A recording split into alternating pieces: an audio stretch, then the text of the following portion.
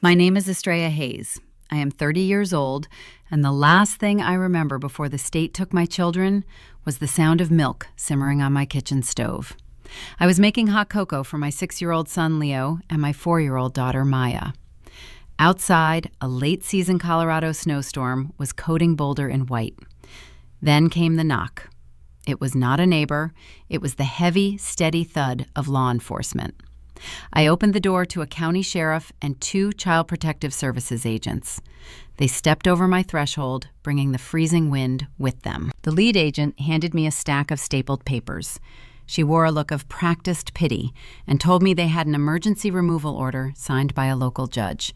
She said they had credible, documented evidence of severe neglect. They were taking my kids, right then, into the snow. I stood there as the deputy carried Leo out the front door. Leo was clutching his faded stuffed bear and looking over the deputy's shoulder at me. Maya was holding the agent's hand and crying my name. The agent told me to review the packet and contact the court on Monday. I looked down at the paperwork in my hands. It was filled with printed chat logs and social media timestamps. It was a fabricated digital reality. But I did not need to guess who filed the anonymous tip. I am a certified digital forensic expert for federal cybercrime units. I look at data for a living. I recognize the sloppy formatting of the forged text bubbles immediately. My own sister had just orchestrated the abduction of my children to protect her public brand. But I need to go back, because the war for my children started long before that snowstorm. Welcome back to Pana Vengeance, where every story proves that the truth always leaves a digital footprint. How old are you? And have you ever had your own family plot against you to save their reputation? Drop your age in the comments and be sure to subscribe. I live in Boulder, Colorado. It is a place famous for pristine Rocky Mountain views, organic living, and a wealthy culture obsessed with projecting the perfect life. My parents, Richard and Evelyn, treat their social standing like a religion. They worshipped my older sister, Sloan. Sloan built an entire career out of this culture. She is a lifestyle influencer. She plays the ultimate perfect mountain mom, monetizing every second of her pristine, curated existence for corporate sponsorships. I took a different path. I like quiet. I like code. I work from a secure basement server room, tearing apart malicious software, tracing offshore proxy servers, and building digital profiles of cybercriminals. I kept my children off the internet. I did not post their milestones for validation. I just raised them. To Sloan, my privacy was an insult. To my parents, my invisible life was unseemly. Sloan needed a villain to elevate her own saintly narrative, so she created one. She began dropping hints at the country club, whispers about my long hours, sighs about my kids looking tired. I ignored it because I thought gossip was harmless. That was my first mistake. You never ignore a liar who knows how to use an audience. The night the agents took my kids, I closed my front door. The house was dead quiet. The milk had skinned over in the saucepan on the stove. Beside it sat a specialized packet-sniffing drive I was testing for a client. The local judge had signed away my flesh and blood based on Sloan's paper lies. My parents supported her because her wholesome brand brought them status. They thought I would break down and cry. They thought I would fight them in a rigged local court where their money controlled the outcome. Instead, I walked down to my basement. I turned on my servers, and I went to work. 10 miles across town, the morning sun hit the snow-capped Flatirons and flooded into Harper Hayes' living room. The space was a masterclass in curated mountain minimalism. Floor-to-ceiling windows framed the stunning Colorado landscape. Every piece of furniture was neutral. Every throw pillow was perfectly chopped. The air smelled faintly of eucalyptus and expensive organic sage. Standing in the center of this pristine environment, Harper held her phone at a precise 45-degree angle. She tapped the screen to lock the exposure. She needed the lighting to be flawless. On the imported beige rug, 6-year-old Leo and 4-year-old Maya sat curled together. They were not moving. They were not playing. They were wearing the same clothes they had on when the county agents pulled them into the freezing storm the night before. Maya had her face buried in Leo's shoulder. Her small shoulders shook with silent hiccups. Leo stared at the floor with red, swollen eyes. He still clutched his faded stuffed bear. To anyone else, the scene was a heartbreaking display of displaced children in shock. To Harper, it was a logistical problem. Their raw, unvarnished trauma was ruining the aesthetic. Harper lowered her phone and sighed. She smoothed down her cashmere lounge set. She had spent the last 5 years transforming her life into a highly monetized brand. She was the apex predator of the Boulder lifestyle influencer ecosystem. Her online persona was a beacon of wholesome stability. She sold the illusion of the perfect domestic life to 2 million followers. She landed sponsorships for organic baby food, boutique hiking gear, and luxury wellness retreats. Her digital empire required constant content. Right now, her content was not cooperating. She walked over to the kitchen island and picked up a carton of pressed apple juice. It was a high-end brand, a company she was currently courting for a long-term partnership. She brought the carton over to the children.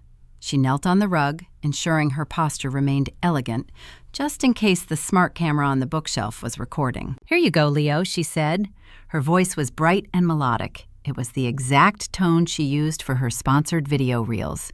"Drink this, sweetie. It will make you feel better." Leo did not look up. He kept his arm wrapped around his little sister. Harper pushed the juice box closer, touching his knee. "Look at Aunt Harper. Take the juice." When he finally reached out, his small, trembling fingers brushed the side of the carton. Harper froze. Her sharp eyes caught a tiny flaw. There was a microscopic smudge of dark lint near the eco-friendly logo on the packaging. It was barely visible, but to a woman who scrutinized every pixel before hitting post, it was a glaring defect. "Wait," she snapped. The melodic tone vanished instantly. She snatched the juice box back out of the boy's hands. Leo flinched, pulling his arms tight against his chest. Harper did not notice his fear. She stood up and marched to the kitchen sink. She tore a sheet of unbleached linen paper towel from the dispenser. She dampened it and scrubbed the side of the carton until the cardboard nearly warped. The smudge disappeared. She returned to the rug and forced the damp carton back into Leo's hands. "Hold it up," she instructed. "Show the label. Smile for me. Just a little, brave smile." Leo stared at the camera lens. His lips trembled. He managed a weak, terrified grimace. "Perfect Harper," whispered. She snapped 6 rapid photos. She straightened up and immediately began filtering the images.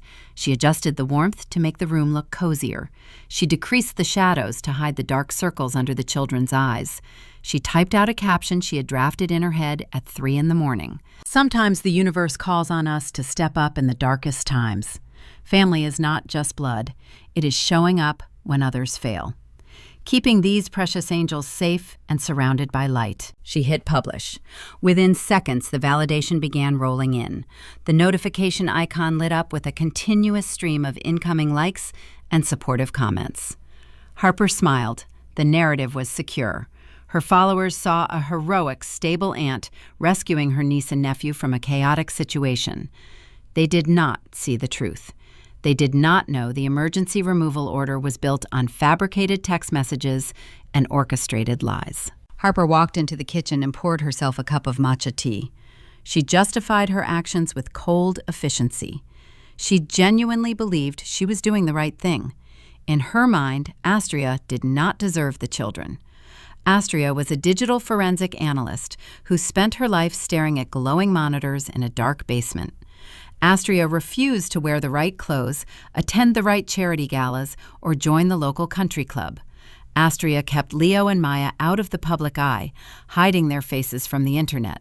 To Harper, that desire for privacy was a personal insult. It was a rejection of the social currency their family had spent decades accumulating. Their parents, Richard and Evelyn, shared this exact sentiment. They practically worshipped Harper's curated life.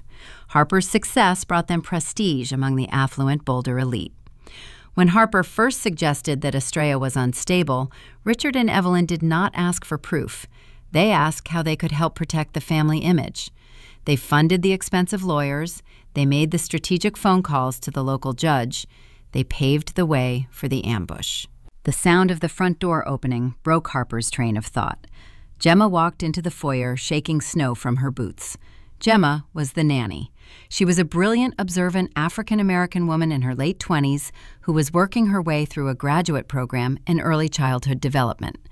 Gemma understood the unspoken rules of the Hayes household better than anyone. She knew her job was not just childcare. It was stage management. Harper did not look up from her phone. Gemma, take Maya upstairs and change her shirt. She has tears all over her collar and it looks awful. And figure out a way to get Leo to stop clutching that disgusting old bear. I cannot have that ragged thing in the background of my afternoon live stream. Gemma paused. She looked at the two children huddled on the rug. Her expression remained carefully neutral, but her eyes hardened for a fraction of a second. "Yes, ma'am," Gemma said quietly. She walked over to the children, speaking to them in a soft, genuine voice that Harper never used. Harper's phone vibrated in her hand. The caller ID flashed the name of her Los Angeles-based public relations manager. Harper answered on the first ring. "Tell me the engagement numbers are spiking," she said, leaning against the marble counter. "They are off the charts," her manager replied. "The Stepping Up post is gaining incredible traction. The audience loves the savior angle. But we have a deadline, Harper. The executives at the wellness conglomerate are watching your feed today. They want to finalize the $2 million brand ambassador contract by Friday. They need absolute assurance that your household fits their demographic requirements. That means 3 children under one roof. Permanent stability." "I know," Harper said. She kept her voice low, glancing toward the stairs where Gemma was coaxing the kids upward. "The paperwork is moving. My lawyer is submitting the final physical evidence to the court clerk this week. Once the judge issues the permanent placement order, the kids are legally mine. Astria has no case. She fired her own attorney yesterday. She is drowning." "Just make sure there are no loose ends," her manager warned. "This contract requires a spotless background check. If the sister tries to drag this into a messy public dispute, the brand will walk away. They do not want drama. They want the perfect mountain mom." "There will be no drama," Harper promised. "Astria does not have the resources to fight us. She does not understand how the real world works." Harper ended the call. She felt a surge of triumphant energy. She had engineered a masterpiece. She had secured the children, appeased her parents, and positioned herself for a multi-million-dollar payout. She set her tablet down on the kitchen counter, right next to the smart refrigerator. She did not lock the screen. She rarely did. In her pristine, controlled environment, she believed she was untouchable. She assumed her digital hygiene was flawless simply because she deleted her browsing history. She had no concept of cloud syncing, proxy servers, or metadata. She turned and walked toward her home office, eager to check her email. She left the tablet glowing on the counter. She had spent years perfecting her outward appearance, paying attention to every smudge, every shadow, every stray hair. But she was entirely blind to the invisible data she left behind. She thought she had buried her sister under a mountain of legal paperwork. She did not realize she had just handed a loaded weapon to a woman who hunted shadows for a living. I called my parents at dawn. Richard and Evelyn Hayes arrived at my house precisely at 9 in the morning. They did not knock. They let themselves in with the heavy brass spare key I gave them 5 years ago. My father wore a tailored charcoal wool overcoat free of any snow. My mother wore a structured neutral blazer that likely cost more than my first vehicle. They walked into my kitchen and stopped. They did not rush forward to hold me. They did not ask how I survived the night. They simply stood there, scanning the room with clinical precision. Their eyes lingered on the cold stovetop where the saucepan of milk still sat untouched. I remained on the opposite side of the quartz island. My hands gripped the smooth stone edges. I laid out the facts methodically. I told them about the emergency order, the fabricated text messages, the anonymous tip. I explained that Harper had engineered a flawless lie to steal Leo and Maya. I waited for my father to pull out his phone and mobilize his elite legal team. I waited for my mother to offer a shred of maternal comfort. Neither of those things happened. My father crossed his arms and looked out the frosted window toward the snow-covered pines. My mother placed her designer handbag on the stool next to her. She let out a long, measured sigh. It was the exact sound she made when a waiter brought her the wrong vintage of wine at a charity gala. "Astria," my mother began, her voice smooth and devoid of any panic. "We need to look at this logically. Harper showed us the paperwork 2 days ago." The air in my lungs turned to ice. 2 days ago. They knew the raid was coming. They let me make hot cocoa for my children while they knew county agents were navigating through the snow to take them away. They let me read bedtime stories while a judge signed away my rights. "You knew," I whispered. My throat felt like dry sand. "You let her do this." My father finally turned away from the window. "We did not let her do anything, Astria. We are supporting a necessary transition for the children. Harper has a stable household. She maintains a beautiful public profile. She is a recognized pillar of the Boulder community." I stared at him, trying to reconcile the man who taught me how to ride a bike with the stranger defending a kidnapping. "She is a fraud," I said. "Her entire life is a staged photograph. She monetizes every breath she takes. I am their mother. I provide for them. I protect them in private." Evelyn smoothed an invisible wrinkle from her immaculate lapel. "You sit in a dark basement tracking cybercriminals. You deal with the underbelly of the internet. It is unseemly. Your lifestyle is secretive and erratic. You refuse to attend our events. You hide the children from the cameras. Harper lives in the light. She is transparent. The judge agrees that the children need a wholesome, visible environment to thrive." They were talking about optics. My children were gone, and my parents were evaluating the situation like a corporate public relations crisis. To them, my privacy was a severe liability. Harper's constant broadcasting was a virtue. I looked at my mother. I looked at the hard set of her jaw and the cold calculation in her blue eyes. And suddenly, I was not 30 years old anymore. I was 12. The memory hit me with sharp, physical clarity. We were at the Boulder Country Club for the annual summer gala. Harper was 16 and desperate to be elected president of the elite junior society. That evening, the club manager found an expensive diamond tennis bracelet missing from the ladies' locker room. Harper had stolen it. She took it because a rival girl had left it on a cedar bench.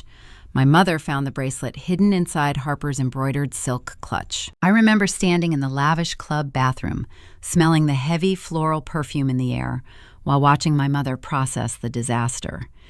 If Harper was caught, her social standing would evaporate. Her campaign for the Junior Society would end in disgrace. My mother did not hesitate. She took the sparkling jewelry from Harper's bag and shoved it deep into my jacket pocket. Then she grabbed my shoulders. Her manicured nails dug painfully into my skin. "You are going to take this to the manager," my mother had whispered, her breath hot against my cheek. "You will tell him you found it and put it in your pocket by mistake. You are the quiet one, Astria.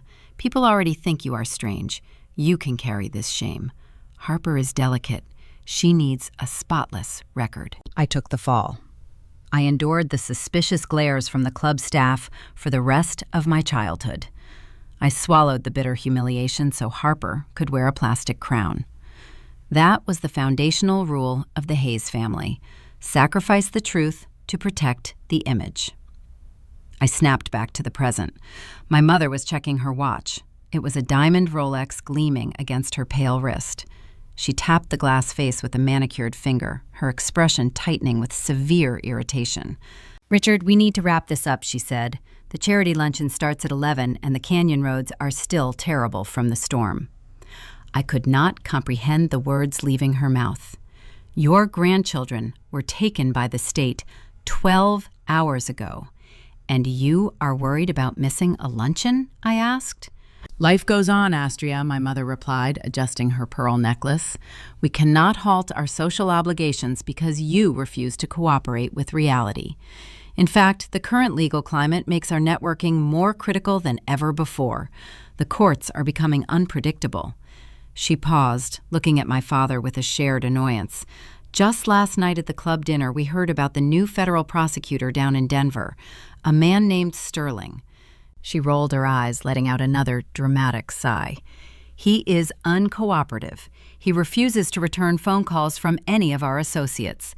He does not respect the local hierarchy at all. He thinks a federal badge makes him immune to our influence. It is exhausting dealing with people like that.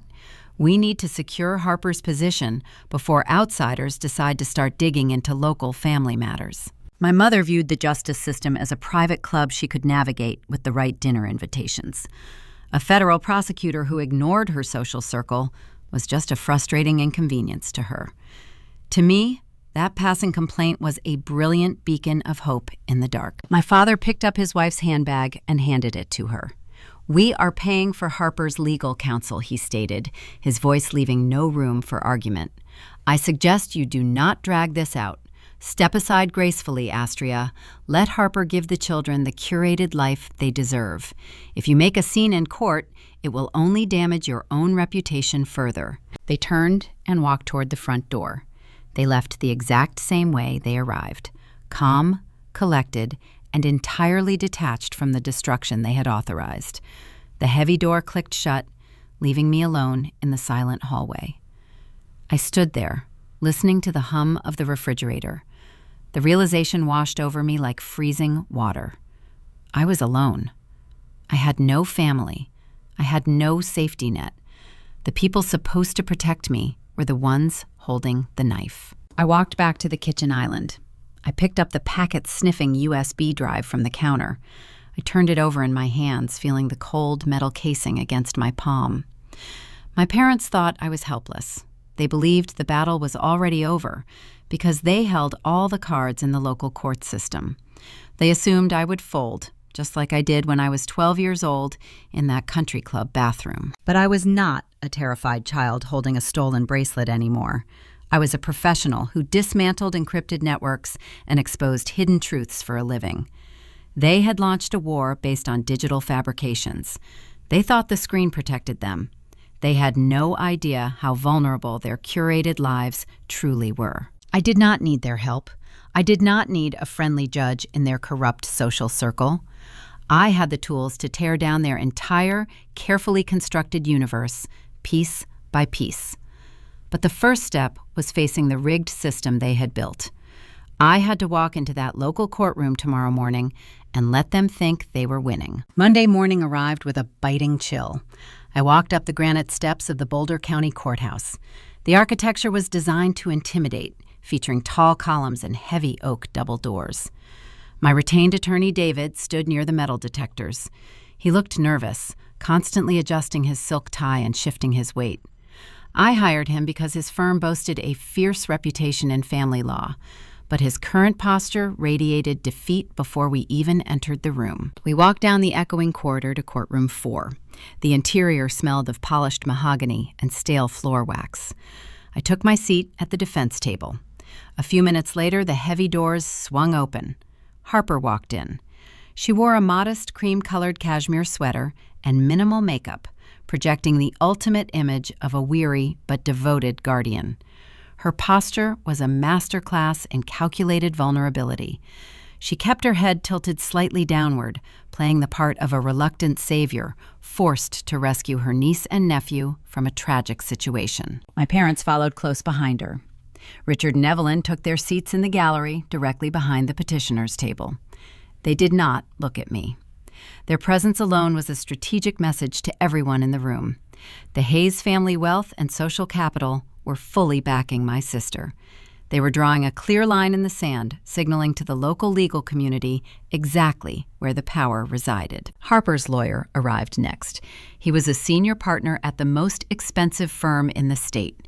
He unpacked his pristine leather briefcase with practiced precision. I watched his deliberate movements, noting the supreme confidence in his posture. He did not view me as a threat. He viewed me as a minor procedural hurdle. The bailiff announced the arrival of the presiding official.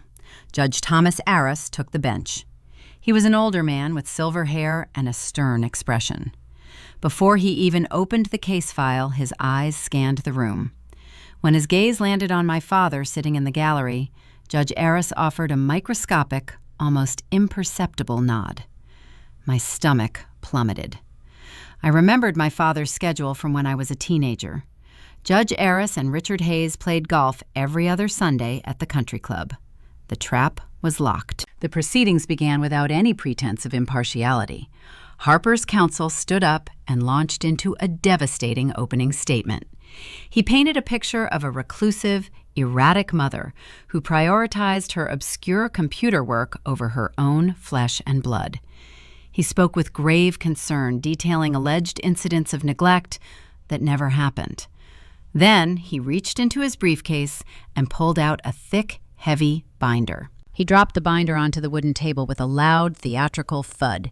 He labeled it as their primary exhibit. He claimed it contained verified chat logs, direct messages, and social media timestamps, proving my unfitness. My attorney, David, shrank back into his chair. He did not object to the dramatic presentation. He simply reached out and pulled the duplicate copy toward us. "Look at this," David whispered, his voice trembling. He opened the binder and flipped through the pages. "It is a record of you admitting to leaving Leo and Maya alone overnight. It shows you canceling doctor's appointments and ignoring school calls." I stared at the printed pages. For a split second, genuine terror gripped my chest. But then my professional training overrode my panic. I am a forensic analyst. My entire career is built on dismantling digital illusions and finding the invisible truth. I leaned closer to the paper. I stopped reading the words and started analyzing the structure of the data presented before me. To an ordinary person, the screenshots looked authentic. They featured my profile picture, my supposed phone number, and the familiar layout of a standard smartphone messaging application. But to an expert eye, the fabrication was remarkably sloppy. It was amateur hour. I focused on the color of the sent text bubbles. Apple uses a highly specific, proprietary shade of blue for their messaging interface. The hex code for that exact color is well known in user interface design.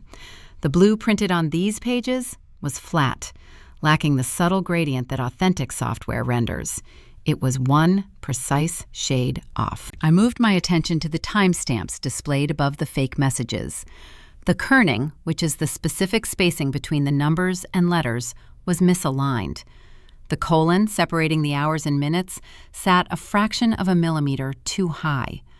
Authentic operating systems use dynamic system fonts that never generate that specific rendering error. Harper had not hacked my phone. She had used a cheap commercial spoofing application downloaded from the internet to generate fake image files. "This is a forgery," I whispered to David. "Look at the pixelation around the text borders. It is a generated graphic, not a native screenshot. We need to subpoena the original device metadata.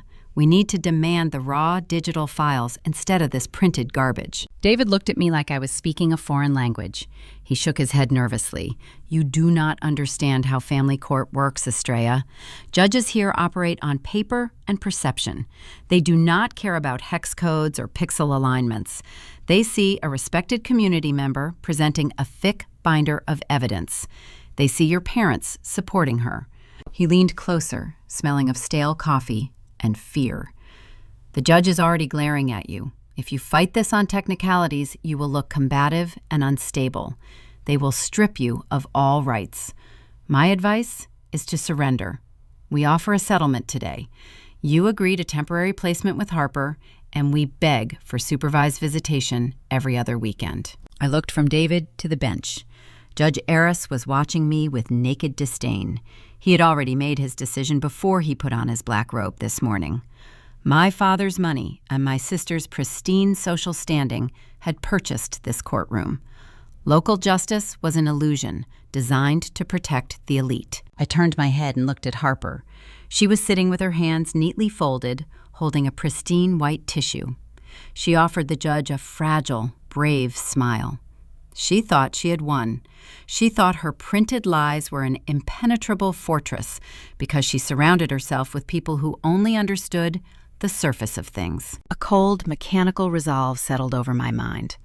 The grieving, terrified mother vanished. The cyber predator took over. If I stayed in this local system, I would lose my children forever.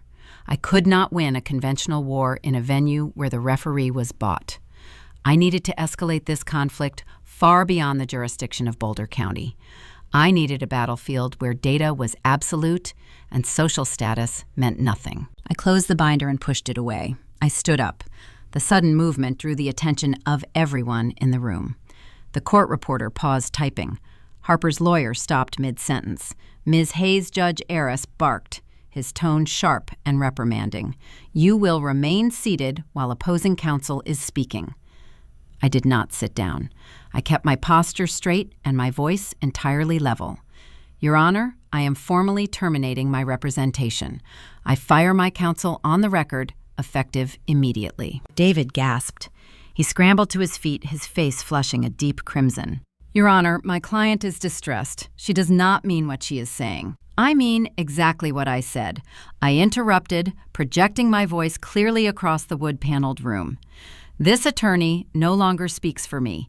I request a standard 48-hour continuance to secure new representation capable of properly authenticating digital evidence." The room went dead silent. My mother gripped her designer handbag. My father's jaw tightened. Harper dropped her fragile facade for a singular, unguarded second, her eyes widening in genuine shock. They had anticipated tears begging and a quick surrender. They had not prepared for calculated defiance. Judge Aris scowled. His knuckles turned white as he gripped his wooden gavel. He looked toward my father, seeking a cue. My father offered nothing, just a cold, rigid stare. "I am granting a 48-hour continuance," the judge finally grumbled, his voice dripping with reluctant annoyance. "The emergency placement order remains active. You are walking on very thin ice, young woman." I did not thank him. I picked up my coat and walked down the center aisle. I passed my parents without a single glance.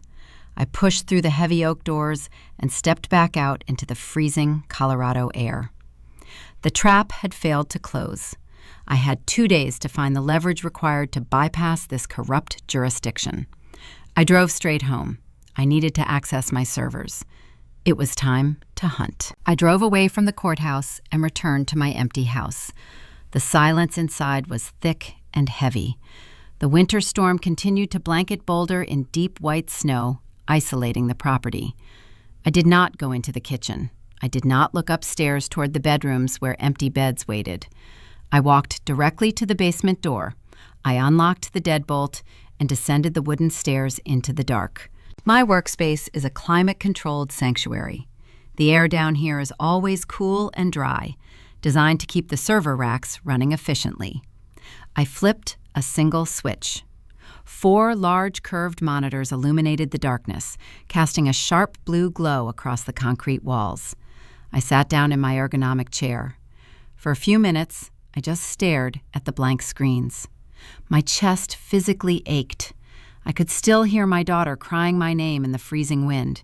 I could still see my son clutching his stuffed bear, looking at me for protection I failed to provide. I allowed myself to feel the crushing weight of that loss for exactly 60 seconds. Then I locked those emotions away in a dark mental vault. The grieving, terrified mother ceased to exist. In her place, the cybercrime analyst woke up. I placed my hands over my mechanical keyboard. The keys were cool to the touch. My sister Harper spent her entire adult life broadcasting her existence. She believed she was a master of the digital universe because she knew how to apply a vintage aesthetic filter and manipulate social media algorithms. She learned from our parents how to project a flawless facade. But she possessed zero technical literacy. She did not understand that the internet is a permanent ledger. Every single time she uploaded a picture of her organic breakfast or her branded hiking gear, she was leaving an invisible trail of microscopic breadcrumbs. I opened my terminal interface. I began writing a custom data scraping script. The rhythmic, hypnotic clacking of my mechanical keyboard echoed through the basement. The sharp clicking sound filled the silence, replacing the memory of my children crying. It became a steady, precise rhythm. It was the heartbeat of my retaliation. I aimed the script directly at Harper's public social media empire. I instructed the code to download every single image she had posted over the past 6 months. It grabbed the photos from her grid, her temporary stories, her sponsored blog posts, and her public brand ambassador profiles. But I did not care about the visual content. I did not care about her cashmere sweaters or her staged smiles. I was hunting for the exchangeable image file format data. Exchangeable image file format is commonly known as EXIF data. When a modern smartphone takes a photograph, it embeds a massive amount of hidden information directly into the image file. Unless a user actively scrubs this data before uploading the file, carries a permanent record of its creation. The script ran. Lines of green code cascaded down my primary monitor. My servers chewed through thousands of high-resolution files. Within 20 minutes, I had extracted the raw, hidden data from every piece of content Harper had published since the summer. I opened a new window and pulled up the digital copies of the forged chat logs from the courtroom binder. I looked at the specific dates and times Harper claimed I had neglected Leo and Maya. According to the printed documents, the most severe incident occurred on October 12th at 8 in the evening. The fake logs stated Harper came to my house, banged on the front door, and found the children wandering the living room unattended while I was unresponsive. I cross-referenced that exact date and time against the extracted EXIF data. On October 12th, Harper had posted a beautiful sunset photograph. The caption claimed she was enjoying a quiet evening reflecting on family. The visual was stunning, but the metadata was damning. The embedded GPS coordinates revealed the exact latitude and longitude where the lens captured the image. I fed the coordinates into a mapping program. The red pin dropped onto a luxury holistic wellness retreat in Sedona, Arizona. It also recorded the altitude and the specific device model used to take the picture. On the night Harper swore in a legal affidavit that she was standing on my porch in Colorado, she was actually drinking herbal tea 800 miles away in another state. I moved to the next date, November 4th. The fake logs detailed a frantic exchange where Harper claimed she had to rescue Leo from walking down our icy street alone. I pulled the EXIF data for November 4th. Harper had uploaded a sponsored post promoting an upscale winter clothing brand. The GPS tags placed her phone inside a private VIP lounge at a marketing summit in Aspen. I continued down the list. I checked 14 different alleged incidents. The math was pristine. The data was absolute. In every single instance where Harper claimed to be rescuing my children, she was physically located in different cities, attending influencer events, visiting high-end spas, or dining at exclusive restaurants. Her geographic footprint proved the entire narrative was a geographical impossibility. I compiled the cross-referenced coordinates, the timestamp discrepancies, and the hardware profiles into a single, comprehensive spreadsheet. I had irrefutable mathematical proof that my sister had committed perjury and submitted fraudulent evidence to a county judge. My parents had funded a kidnapping based on a geographic lie. I leaned back in my chair. The blue light from the monitors washed over my face. I had the weapon required to destroy her narrative. But as the adrenaline leveled out, a cold, hard logic settled into my brain. I looked at the flawless spreadsheet and remembered my attorney's trembling hands in the courtroom. I remembered Judge Aris looking up into the gallery to receive a silent nod of approval from my father. Local family courts do not operate on raw data. They operate on social perception and country club alliances.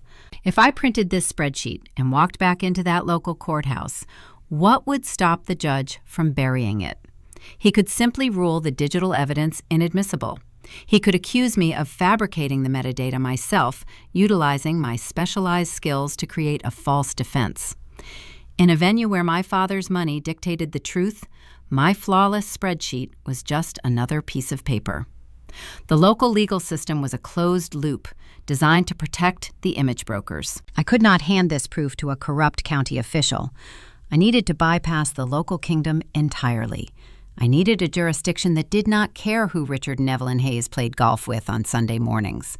I needed an authority that understood the gravity of electronic tampering and viewed data as undeniable truth.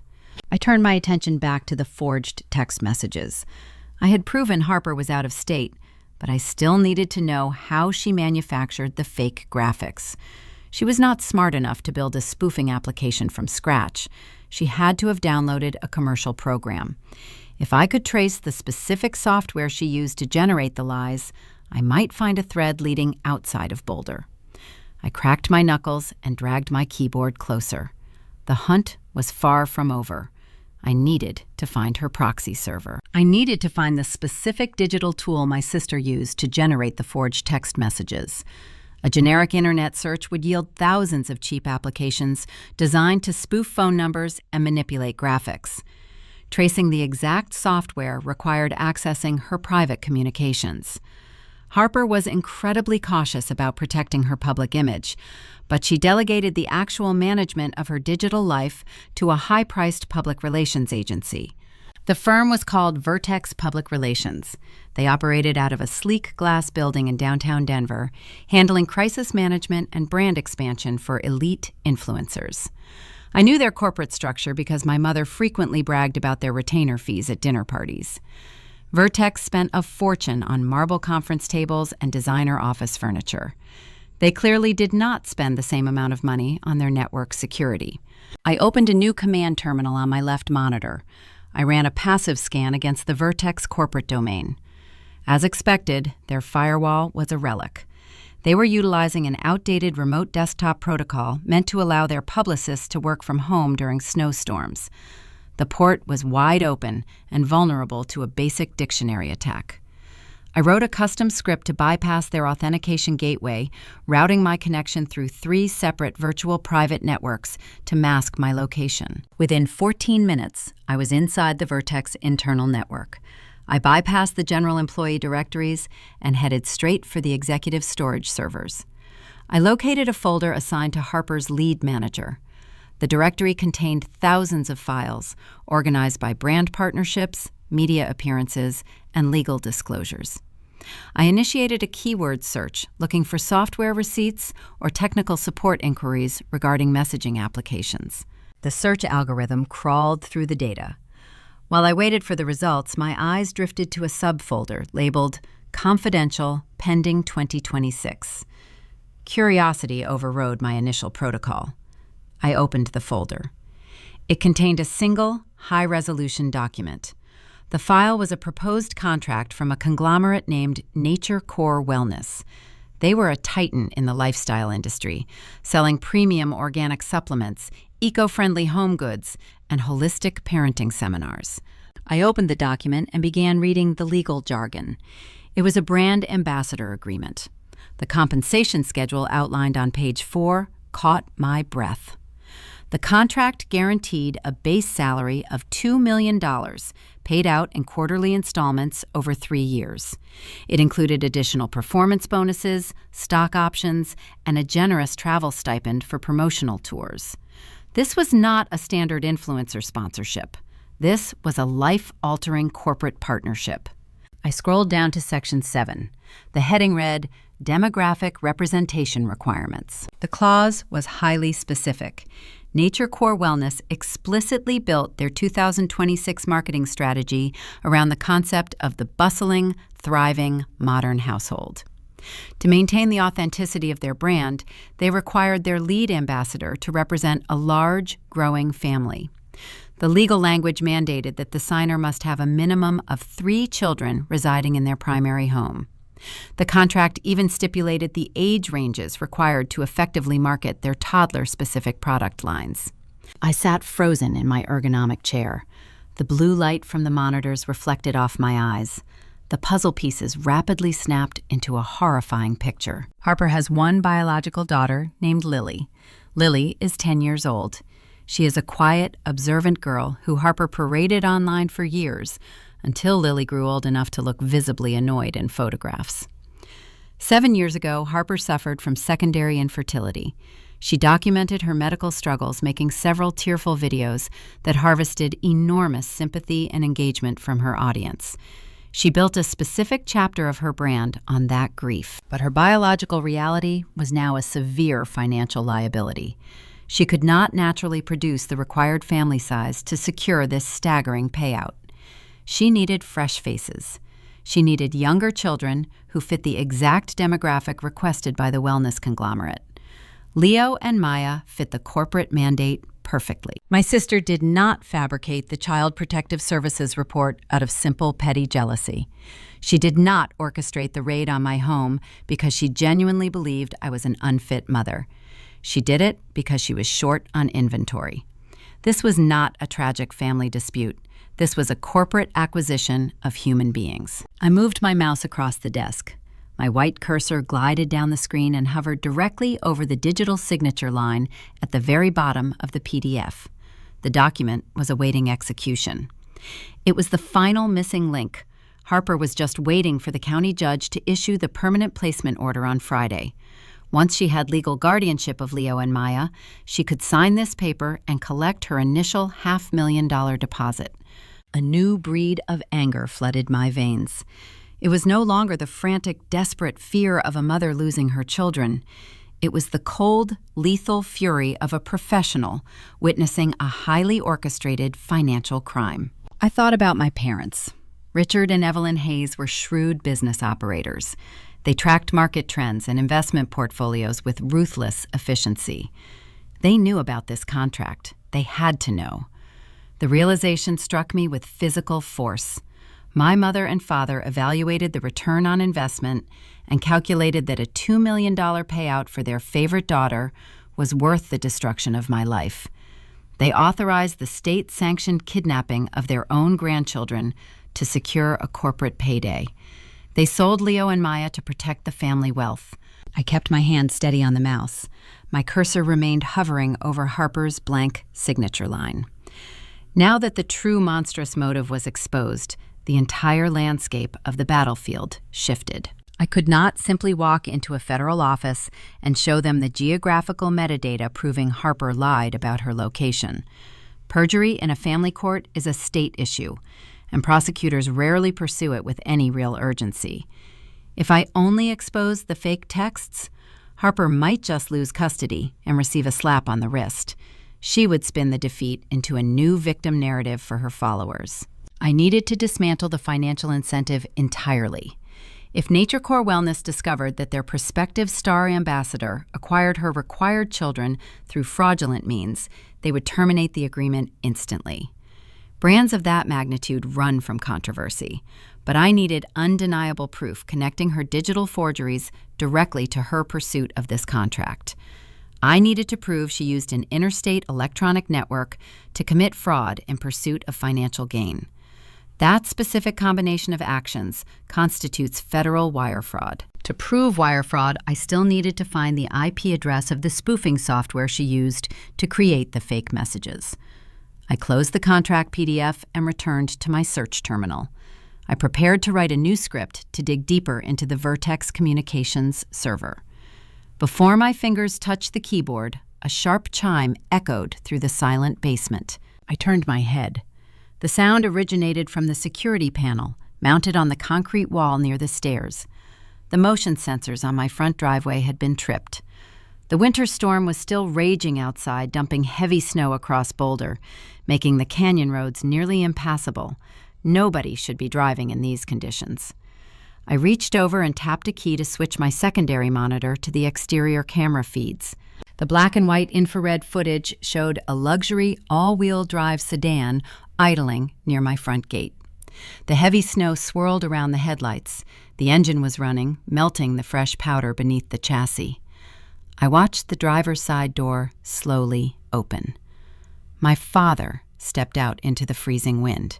Richard Hayes pulled the collar of his expensive wool coat tight against his neck. He reached into the back seat and retrieved a slim leather portfolio. He closed the car door and began walking up my snow-covered driveway. His posture was deliberate. He was walking alone. My mind raced, assessing the new variable. Why was my father visiting my house without my mother? Just hours ago in the courtroom, he had offered me nothing but a cold, rigid stare while paying for the lawyer trying to destroy me. He was the architect of my isolation. Now he was trekking through a hazardous blizzard, holding a leather folder. I watched him approach the front porch on the security feed. I did not feel any relief. I felt the distinct, chilling intuition of a trap being set. I minimized the Vertex server windows and locked my terminal screens. I walked up the wooden stairs, leaving the cyber predator in the dark. It was time to find out what kind of bait the image broker brought to my door. I unlocked the heavy wooden front door. The freezing wind immediately whipped through the foyer, carrying sharp crystals of ice. My father stood on the porch, shivering inside his tailored cashmere overcoat. Snow gathered on his silver hair. He looked remarkably small standing against the backdrop of the raging blizzard. I stepped aside, allowing him to enter my home. He walked inside and aggressively stamped his leather boots on the entryway rug.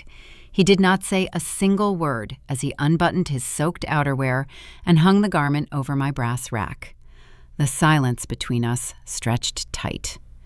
I guided him toward the kitchen, but I did not offer him a warm drink. We sat across from each other at the quartz island. The only illumination came from one pendant light hanging directly above us. "Astria," he began, his voice thick with uncharacteristic emotion. "This situation has escalated far beyond what your mother and I initially anticipated." I kept my expression entirely neutral. I observed his hands trembling slightly as he reached inside his suit jacket. He pulled out a slim leather portfolio and placed it carefully onto the stone counter.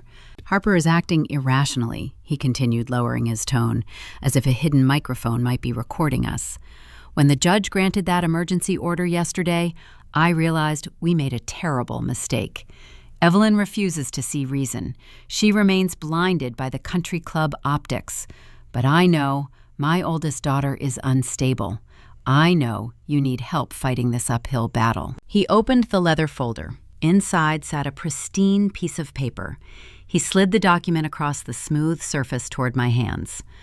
I looked down at the offering. It was a certified bank draft, a cashier's check made out to my legal name for exactly $25,000. "Take this money," he whispered, leaning closer. "Hire an elite private investigator. You need someone who can dig into Harper's background and find undeniable proof of her misconduct. Tell me exactly who you plan to hire and what evidence you currently possess. I can help you formulate a proper strategy. We can blindside her in court on Friday." For a fleeting second, a profound wave of relief washed over my chest. The patriarch of the Hayes family was finally breaking ranks. He was offering a genuine lifeline. He was choosing his vulnerable grandchildren over a curated public image. I picked up the check. The paper felt heavy and crisp. "Thank you," I murmured, feeling genuinely moved by the unexpected gesture. "I have not secured a detective yet, but I am looking into several regional firms." My father nodded eagerly. "Good. Keep me updated on your exact findings. If you uncover any digital communications or specific geographic locations, let me know immediately so I can prepare an adequate legal defense fund. Do not tell your mother or your sister about this private conversation." He stood up, adjusting his silk tie. He offered a tight, sympathetic smile before retrieving his damp coat from the rack. I watched him walk back out into the violent storm, returning to his luxury vehicle. The engine roared to life, and he slowly navigated down the treacherous driveway, disappearing into the whiteout conditions. I locked the deadbolt. I stood alone in the hallway, holding the $25,000 ticket to my salvation. I walked slowly toward the basement door. I descended the wooden stairs and returned to my server room. The air down here felt colder than before. I sat in my ergonomic chair and placed the bank draft onto the desk. The bright blue light from my massive monitors cast harsh shadows across the paper. As I shifted in my seat, the illumination caught a minor physical detail on the document. A heavy embossed watermark sat nestled in the bottom right corner of the check. It was a specific security feature utilized by premium financial institutions to prevent fraud. My forensic training kicked in, overriding my temporary emotional vulnerability. A cashier's check is entirely untraceable for the recipient, but the routing sequence at the bottom holds a permanent record of the originating institution. My father claimed this money came from his personal emergency reserves. I needed to verify the origin before depositing the funds into my banking account. I opened a secure terminal window and accessed a proprietary financial database. I typed the 9-digit routing number, followed by the specific account sequence printed on the draft. I initiated the query algorithm. The system processed the request for 30 agonizing seconds. A loading bar crawled across the screen. When the results finally populated, my heart slammed heavily against my ribs. The money did not originate from Richard Hayes' personal savings account. The funds were drawn from a corporate ledger belonging to a shell holding company named Apex Ventures. I recognized that entity instantly. It was a subsidiary limited liability corporation managed by Harper's sister-in-law. Harper's husband, Jason, comes from a massive generational fortune. Jason's younger sister is named Chloe. Chloe is a brilliant African-American woman who works as a senior forensic accountant down in Denver. She handles all the complex tax structures for Harper's massive influencer empire. She shields their wealth through a labyrinth of shell companies to avoid luxury taxes. Chloe is ruthless, meticulous, and absolutely loyal to Harper's lucrative brand. I ran a secondary search on the holding company. The registered operating address for Apex Ventures matched the exact downtown Denver office suite of Vertex Public Relations. The truth hit me like a physical blow. The check was a devastating red herring. My father had not broken ranks. He had not come to my house to offer a lifeline. He was acting as a corporate spy. He brought that money hoping I would be desperate enough to reveal my entire defense strategy. He wanted the names of any private investigators I planned to hire so Chloe could preemptively buy them off. He wanted to know exactly what evidence I held so Harper could scrub her servers before I presented my findings to the judge. The $25,000 was a cheap bribe designed to purchase my tactical playbook. The final lingering illusion of family loyalty shattered into millions of jagged pieces. I had spent my entire life hoping that somewhere, deep down, my parents loved me as much as they loved their public standing. That desperate child inside me finally died. I was completely, utterly alone against a unified corporate syndicate disguised as a family. I stared at the embossed watermark. The betrayal burned through my veins, replacing my grief with a toxic, dangerous clarity. Richard thought he was playing a masterstroke. He assumed I was a naive, grieving mother who would eagerly accept his poisoned gift. He did not realize he had just handed a loaded weapon directly to an apex predator. I picked up the forged bank draft and smiled. It was a cold, terrifying expression that I did not recognize in the dark reflection of my monitor. If my father wanted to play the role of a Trojan horse, I was perfectly willing to oblige him. He demanded to know my strategy. He wanted me to feed him information so he could relay it back to Harper and Chloe. This presented an unprecedented tactical advantage. I no longer needed to break through Harper's heavily guarded external firewalls to deliver a fatal digital payload. I could simply hand the virus directly to my father and let him carry the infection straight into the heart of their financial empire. I opened a fresh coding environment on my central screen. I began designing a custom tracking malware package. I intended to embed the malicious code inside a fake dossier of legal evidence. I would tell Richard I compiled all my findings onto a single encrypted drive. I would give him that physical drive, knowing he would immediately plug the hardware into Chloe's sophisticated accounting network to analyze my supposed strategy. The malware was beautiful. I wrote it utilizing a polymorphic engine, meaning the code would constantly change its signature to evade commercial antivirus software. I masked the executable file to look exactly like a standard PDF document containing text message transcripts. It was a digital ghost. The moment Chloe opened the file, the malware would silently execute in the background. It would instantly bypass their administrative privileges. It would grant me unrestricted backdoor access to every financial ledger, every hidden contract, and every deleted text message on their entire corporate system. I would not just prove Harper lied about her location.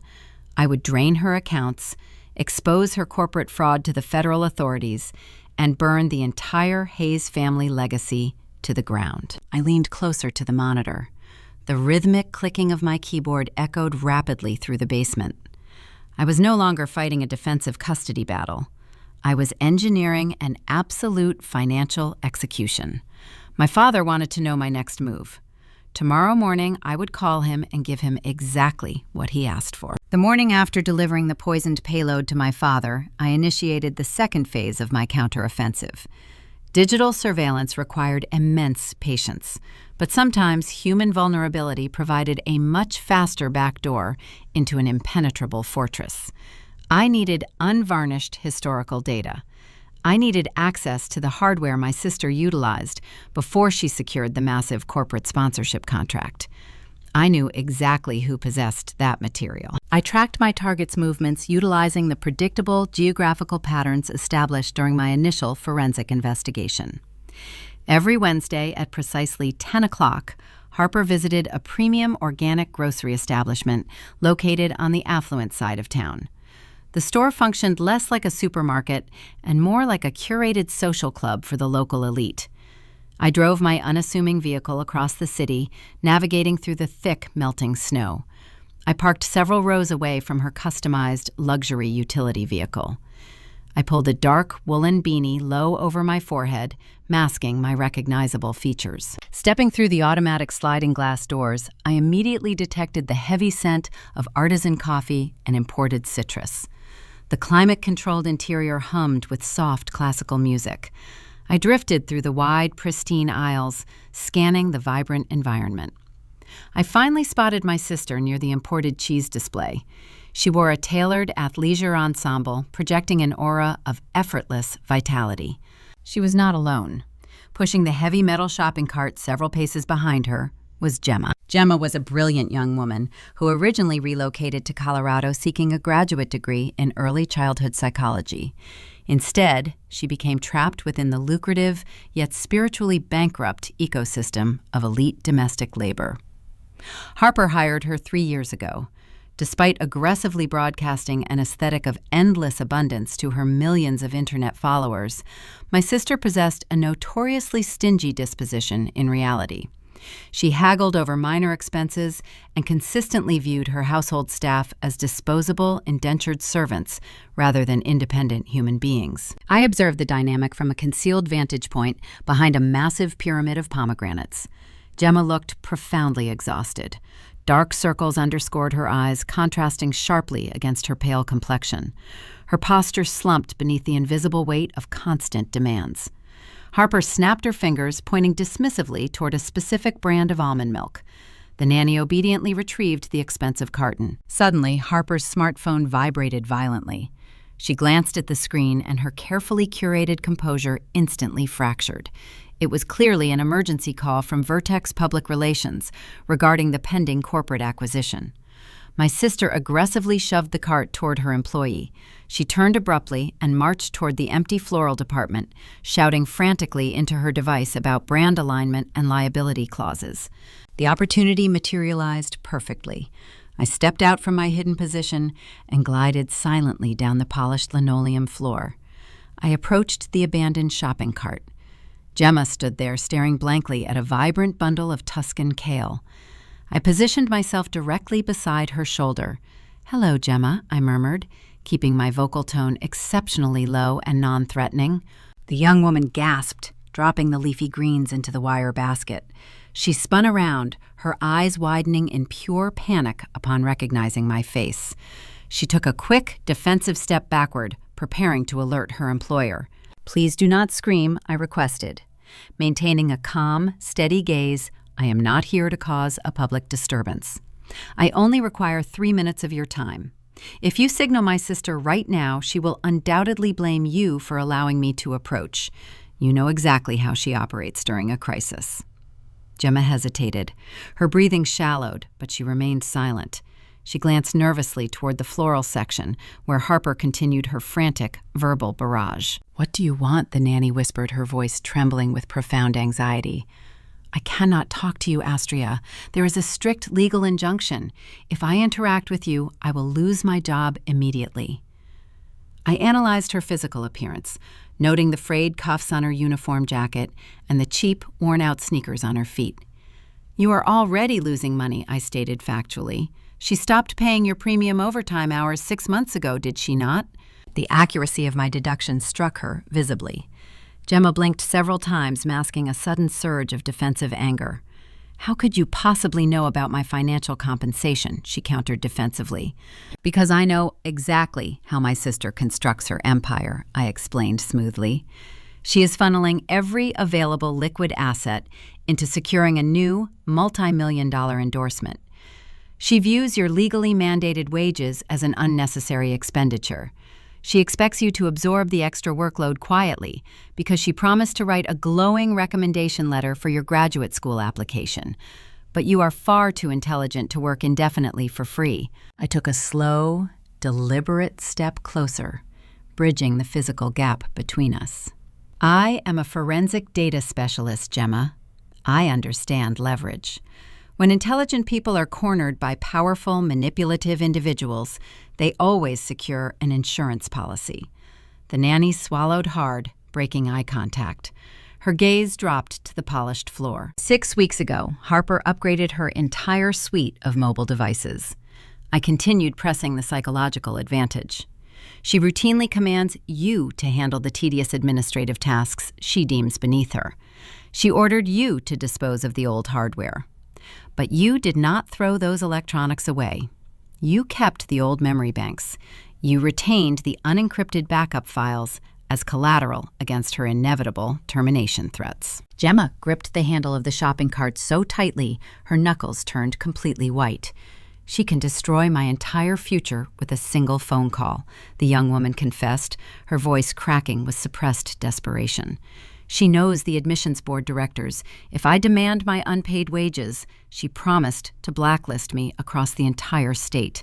I had to protect myself." "We are both victims of her manufactured reality," I replied, injecting genuine empathy into my calculated negotiation. "She stole my children to fulfill a corporate demographic requirement. She stole your wages to fund her fabricated lifestyle. We are nothing but disposable resources to the Boulder elite. But you hold the exact weapon required to dismantle her fortress." I reached into my coat pocket and retrieved a thick, unmarked envelope. I slid the package discreetly beneath the bundle of kale inside the cart. "There is $10,000 in untraceable cash inside that envelope," I stated clearly. "It covers your stolen wages and provides enough capital to relocate comfortably. I am not asking you to testify. I am not asking you to fight my battle in a courtroom. I merely need the historical data. Give me the collateral." Gemma stared at the hidden envelope. A profound internal conflict played out across her exhausted features. She looked toward her tyrannical boss, still screaming furiously into a phone, completely oblivious to the mutiny occurring 20 yards away. The nanny realized this was her sole opportunity to escape the toxic prison she inhabited. She reached deep into her personal canvas tote bag slung over her shoulder. Her fingers searched through the dark fabric. She withdrew her hand, clutching a small, dusty, silver thumb drive. The device looked incredibly mundane. It possessed no flashing lights or intricate designs, yet it contained the raw, unfiltered history of a woman who spent years carefully airbrushing her existence. Gemma did not hand the device directly to me. Instead, she casually dropped the metallic rectangle into the reusable grocery sack, nestling it safely among the dark green produce. "Do not ever contact me again," Gemma commanded, her posture straightening as she finalized the transaction. "I am quitting tonight. You will never see me again," I promised.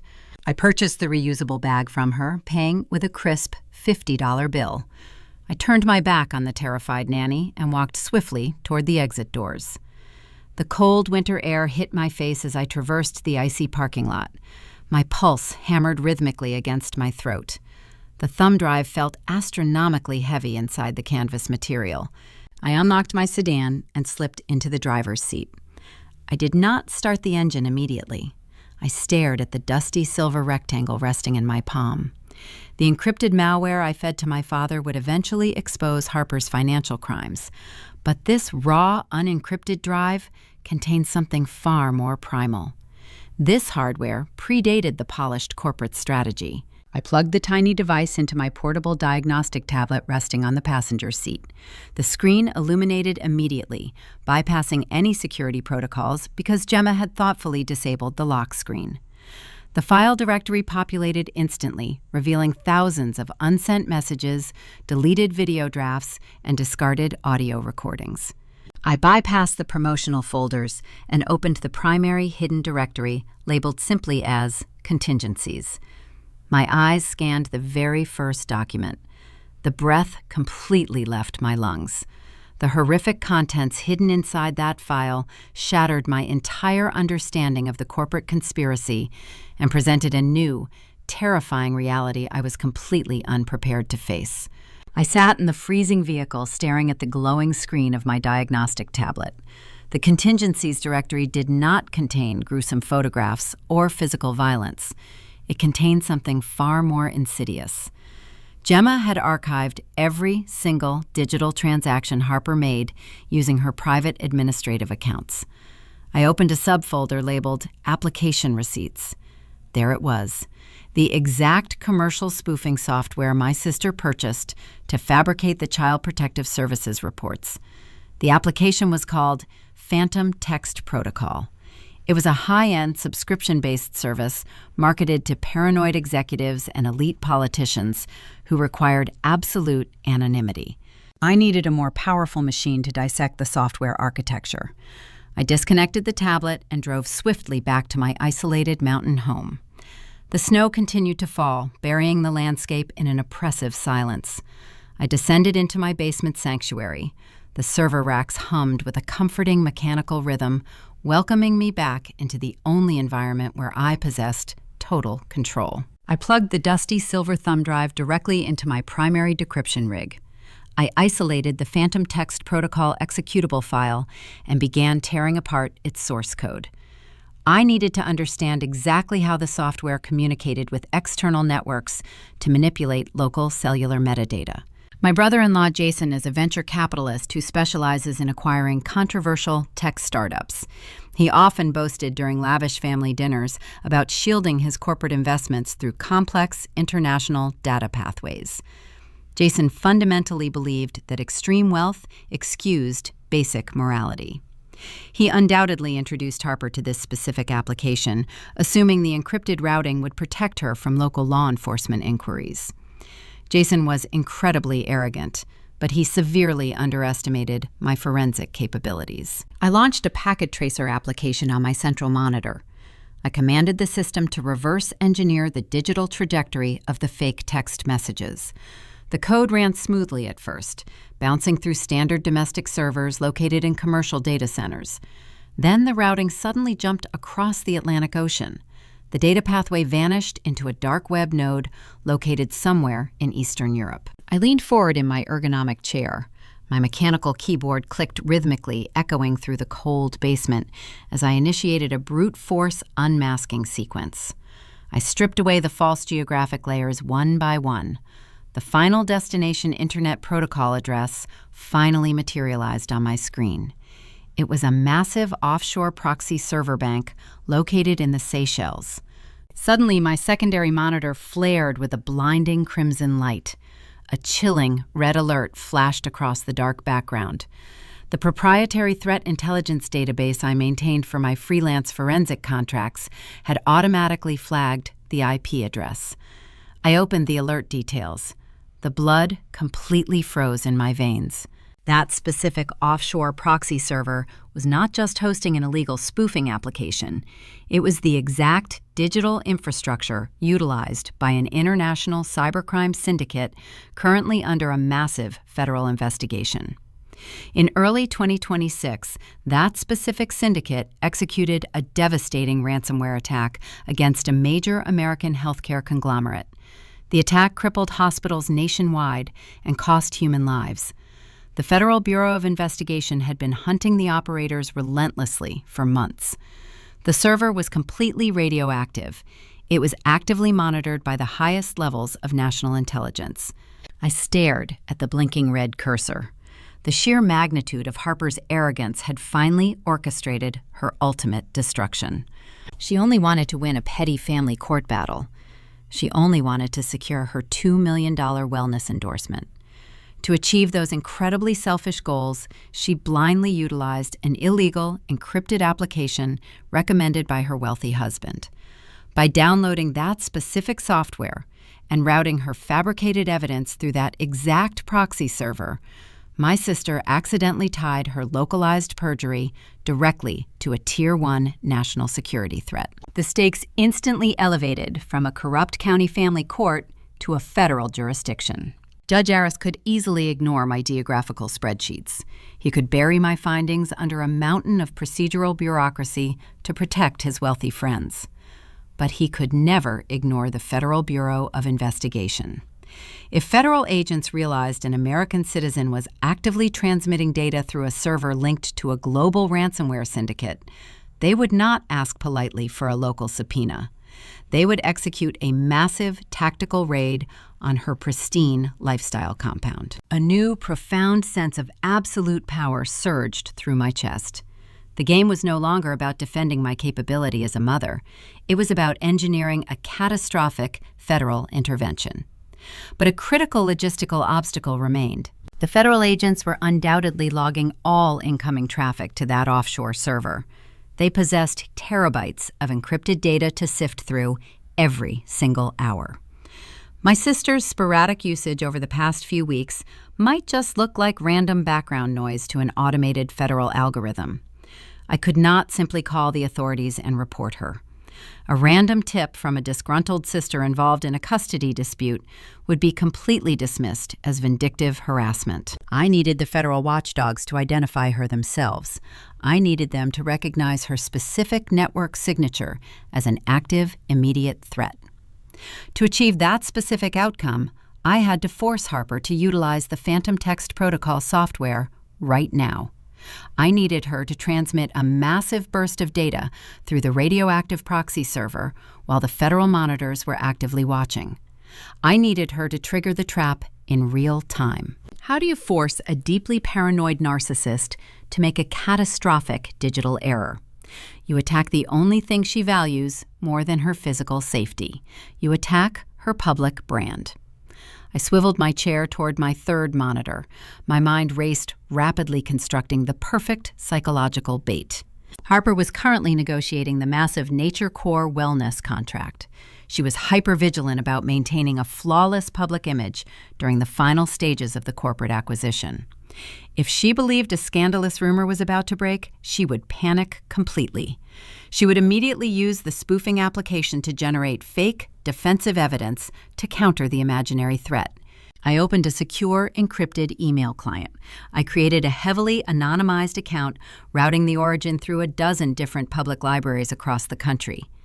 I drafted a short, deliberately vague message addressed to the primary contact email for Vertex Public Relations. I typed the following sentences. I am a former employee of Nature Core Wellness. I have undeniable proof that your lead ambassador candidate is currently under investigation for child endangerment and fraudulent business practices.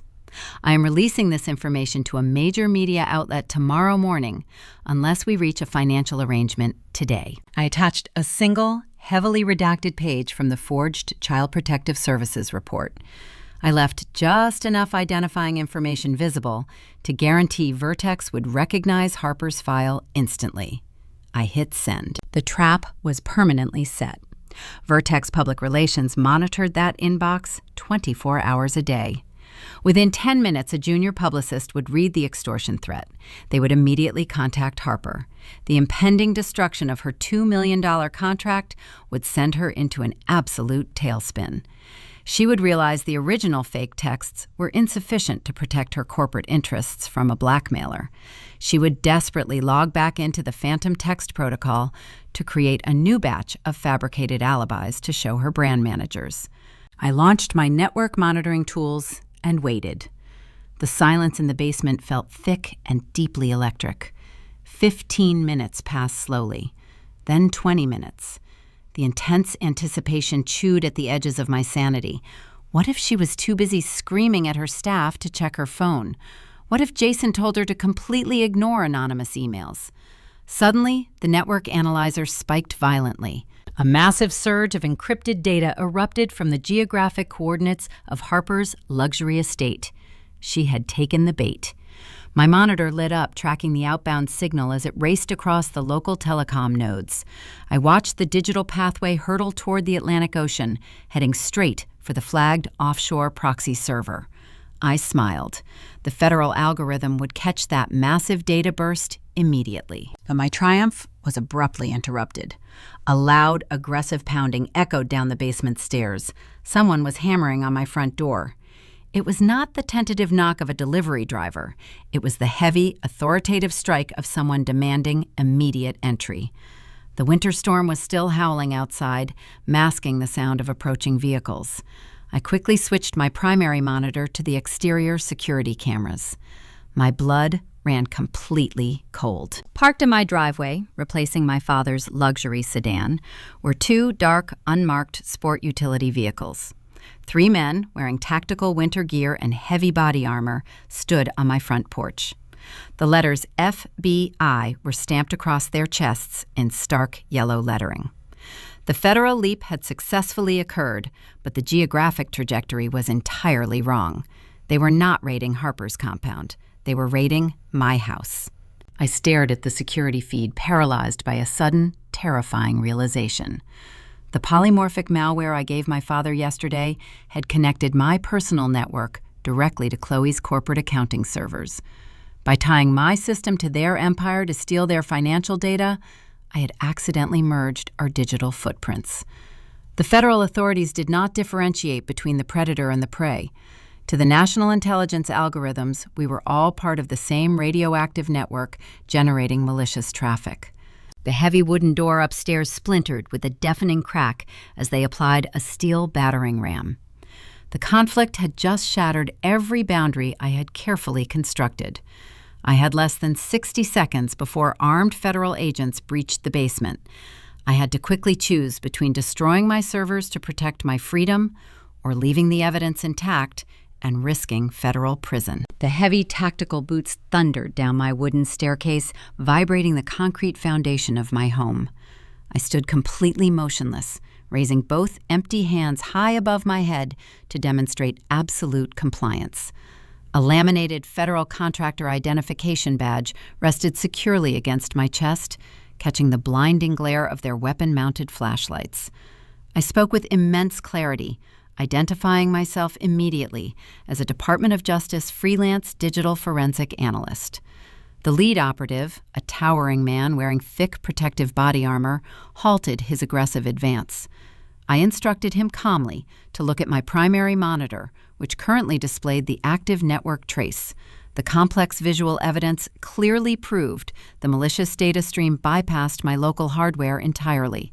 The illegal signal originated from the downtown accounting firm managed by my sister-in-law. Upon physically verifying my security clearance credentials, the federal operatives slowly lowered their assault rifles.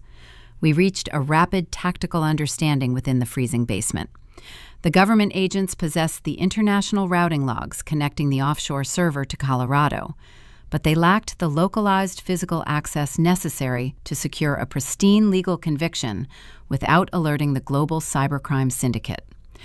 I offered them an elegant, invisible solution. I would personally infiltrate Harper's personal mobile network tonight and hand the authorities the isolated evidence they desperately required. The annual Boulder Winter Charity Gala commenced that exact evening at a sprawling luxury resort nestled securely against the craggy mountain foothills. This specific event functioned as an ostentatious vanity project designed to alleviate the collective guilt of the ultra-wealthy elite while generating favorable local media coverage. Admission tickets cost an astronomical $10,000 per single seat. My parents absolutely adored this lavish, extravagant gathering. It provided a glittering public stage for them to project their carefully manufactured reality onto their affluent peers. Richard and Evelyn Hayes spent decades cultivating an immaculate image of philanthropic grace. I parked my unassuming dark sedan 3 blocks away from the heavily guarded valet station, avoiding the sophisticated security camera grid. The violent winter blizzard had finally broken, leaving behind a frigid crystalline landscape illuminated by massive decorative spotlights. I pulled a thick wool scarf over my lower face and navigated silently through the knee-deep snowdrifts surrounding the perimeter of the grand architectural ballroom. The luxurious resort featured enormous floor-to-ceiling thermal windows, offering a pristine, unobstructed view of the opulent festivities occurring inside. I located a shadowed, recessed alcove situated perfectly between two massive evergreen trees directly outside the main dining area. The ambient outdoor temperature hovered near 0 degrees, threatening to rapidly numb my extremities, but the pure adrenaline coursing through my veins kept my hands remarkably steady. I opened my hardened tactical laptop, resting the freezing metal chassis against my heavy winter coat. I reached into my deep pocket and withdrew the military-grade packet-sniffing hardware I acquired many months ago. The small, ruggedized universal serial bus drive felt incredibly dense and potent in my palm.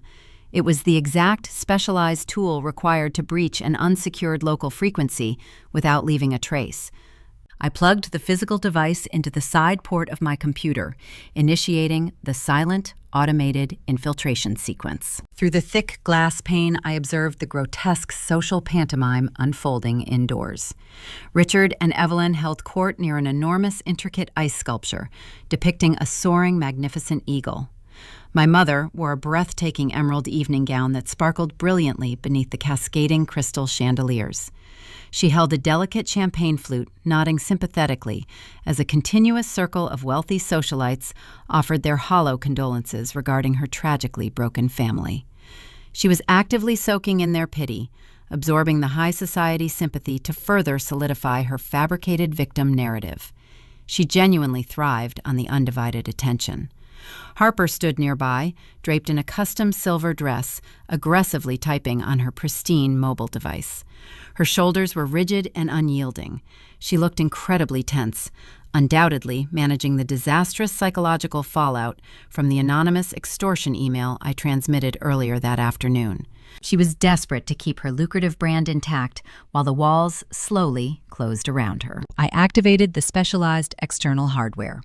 The packet sniffer effortlessly bypassed the rudimentary wireless security protocols utilized by the resort hospitality staff within 14 seconds. Invisible radio frequencies flooded my dark screen, mapping every single connected device inside that massive, bustling ballroom. I filtered the massive influx of incoming data streams, searching methodically for the unique media access control address associated with Harper's new smartphone. The scrolling text blurred into a rapid cascade of green code before suddenly halting at my precise command. I found her exact digital footprint. I intercepted the vulnerable digital handshake, establishing a direct, invisible tether between my frozen outdoor terminal and her heavily guarded personal device. I was completely inside her operating system, bypassing all internal firewalls and biometric authentication locks.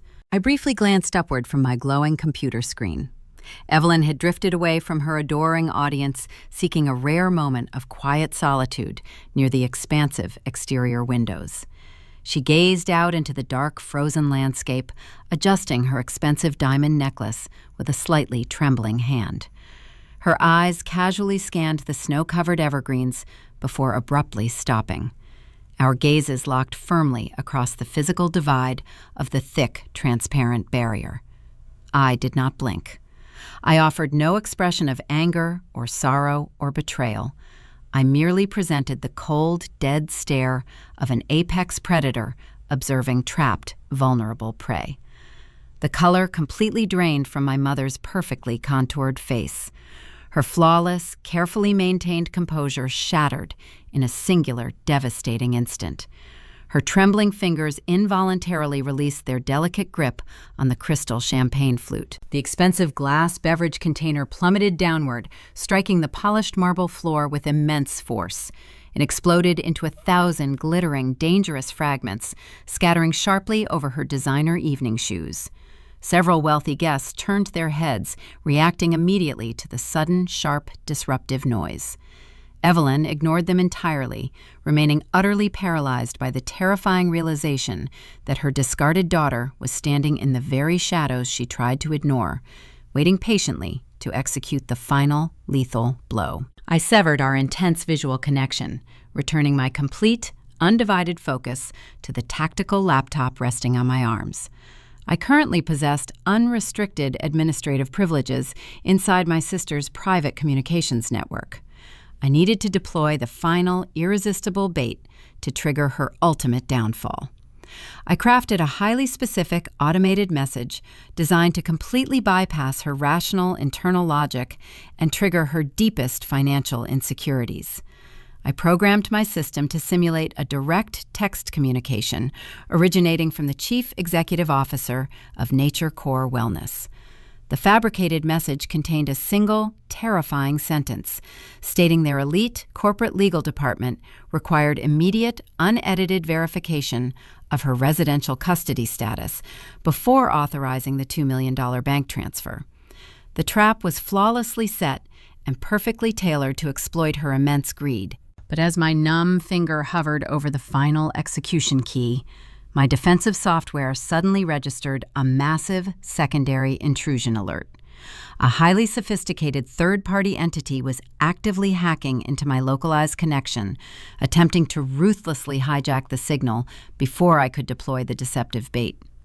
The incoming attack vector carried a familiar, aggressive digital signature that I recognized from my previous forensic investigations.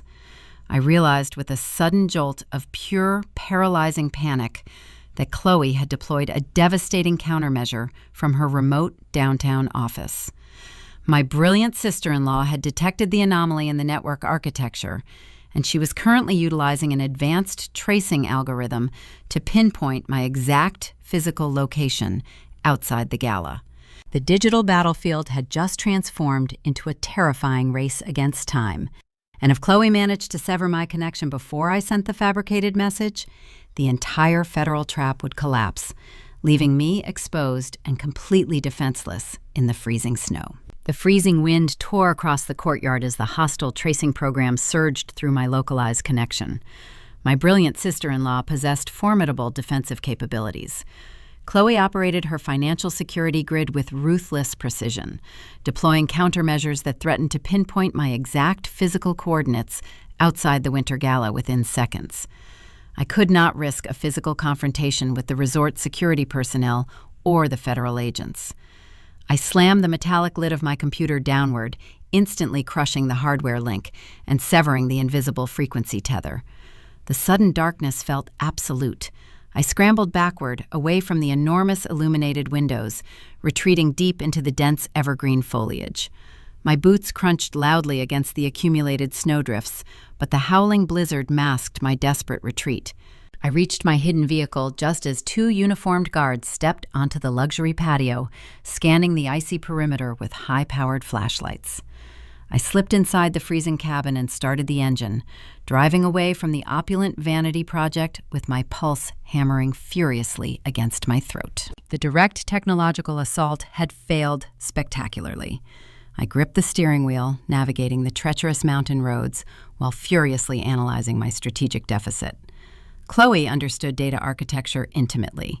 She constructed an impenetrable digital fortress around Harper's lucrative enterprise, utilizing her extensive background in corporate accounting to shield their assets from external threats. However, my African-American sister-in-law possessed one critical blind spot. She approached every conflict mathematically, viewing human behavior through a lens of absolute logic and risk mitigation. She completely failed to comprehend the toxic emotional undercurrents driving the Hayes family dynamic. Chloe assumed I would continue attacking their heavily fortified firewalls, utilizing brute force algorithms. She never anticipated that I would simply manipulate my own parents into carrying the lethal payload directly past her sophisticated security gates. I returned to my isolated basement sanctuary, leaving my damp winter coat abandoned on the stairwell. The server racks hummed with a comforting, steady warmth, welcoming me back to the drawing board. If I could not force my way into Harper's communication network, I needed her to voluntarily open a contaminated portal. I required a specialized delivery mechanism known as a reverse sting operation. I opened a fresh coding environment and began meticulously drafting a custom tracking pixel. This microscopic image measured exactly 1 pixel by 1 pixel, rendering it completely invisible to the human eye. I embedded a highly aggressive logging script directly into the underlying hypertext markup language of the image. The moment anyone opened an email containing this specific graphic, the script would silently execute, granting me immediate backdoor access to their device operating system and capturing their precise routing coordinates. The technical execution was relatively simple, but the psychological component required absolute emotional surrender. I opened my secure messaging client and began composing an electronic letter addressed directly to Richard and Evelyn. To ensure they opened the document, I needed to feed their insatiable vanity. I crafted the most pathetic, humiliating text imaginable. I deliberately abandoned my grammatical precision, adopting the frantic, desperate tone of a thoroughly defeated woman.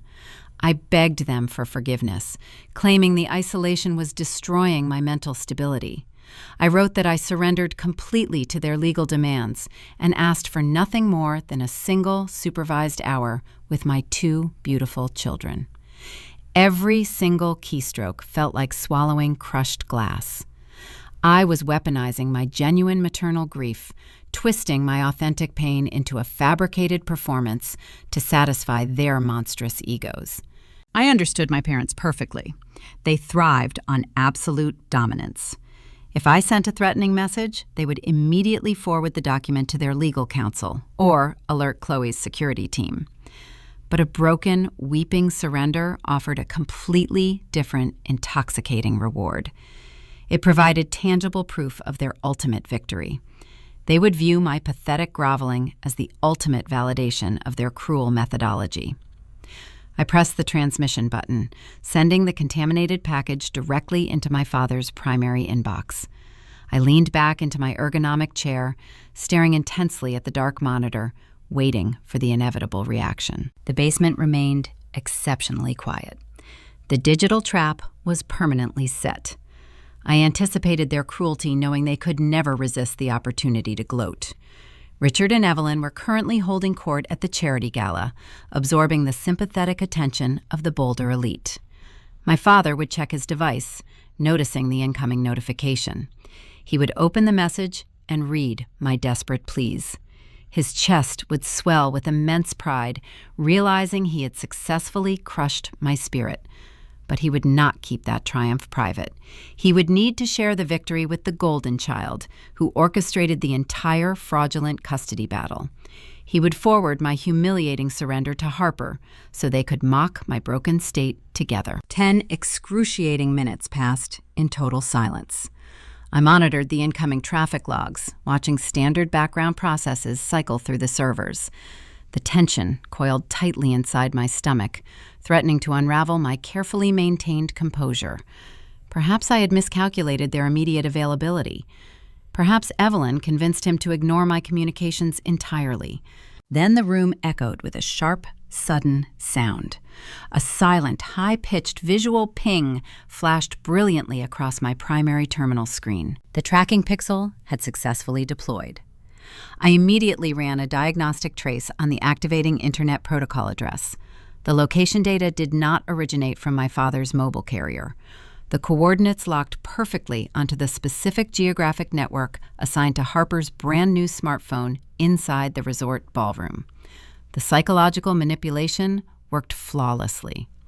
Richard had forwarded my tearful, desperate email to his favorite daughter, and her immense arrogance compelled her to open the document immediately. The hidden logging script activated instantly, granting my system unrestricted administrative access to her mobile operating system. I bypassed Chloe's formidable corporate firewalls without triggering a single security alert, because the malicious payload arrived wrapped securely within an internal family communication. I opened a mirroring application on my desktop, replicating my sister's screen directly onto my own monitor. I could now see exactly what she was seeing in real time. Harper stared at my fabricated apology. I watched her cursor highlight my pleading words. She opened a secondary application bringing up the illegal Phantom Text Protocol software she used to generate the counterfeit Child Protective Services reports. Her arrogance blinded her completely. She assumed her expensive encrypted application rendered her completely invisible to law enforcement. She intended to utilize the spoofing software to send me a cruel, anonymous reply, mocking my maternal failure, without leaving a traceable signature. She typed a vicious response, declaring I would never see my children again. She moved her finger toward the send command. This was the exact catastrophic mistake I required. The moment she transmitted that message through the illegal application, the federal algorithm monitoring the offshore proxy server would instantly flag her massive data burst originating directly from the charity gala. The authorities would finally possess the localized proof they needed to raid the venue and arrest her for utilizing a radioactive cybercrime syndicate network. I watched the screen holding my breath as she prepared to seal her own devastating fate. But just before she finalized the transmission, a separate notification suddenly overrode her display. It was an urgent, encrypted communication from her wealthy husband, Jason. The message contained a highly classified internal logistical document regarding the upcoming corporate acquisition. I captured the incoming data file, automatically downloading the contents into my secure storage drive. I opened the intercepted document, expecting to find boring financial spreadsheets regarding the wellness endorsement deal. Instead, the text revealed a completely unexpected and deeply horrifying truth regarding the actual physical location of my children. They were not residing in the luxurious Hayes compound, as the court documents explicitly mandated. The carefully constructed illusion of my sister's perfect maternal life was fundamentally built upon a much darker and deeply disturbing logistical secret that threatened to alter my entire strategy. The intercepted logistical spreadsheet radiating from my mirrored display illuminated a profoundly disturbing transfer protocol. The children were completely absent from the luxurious residential compound where the court strictly mandated their presence.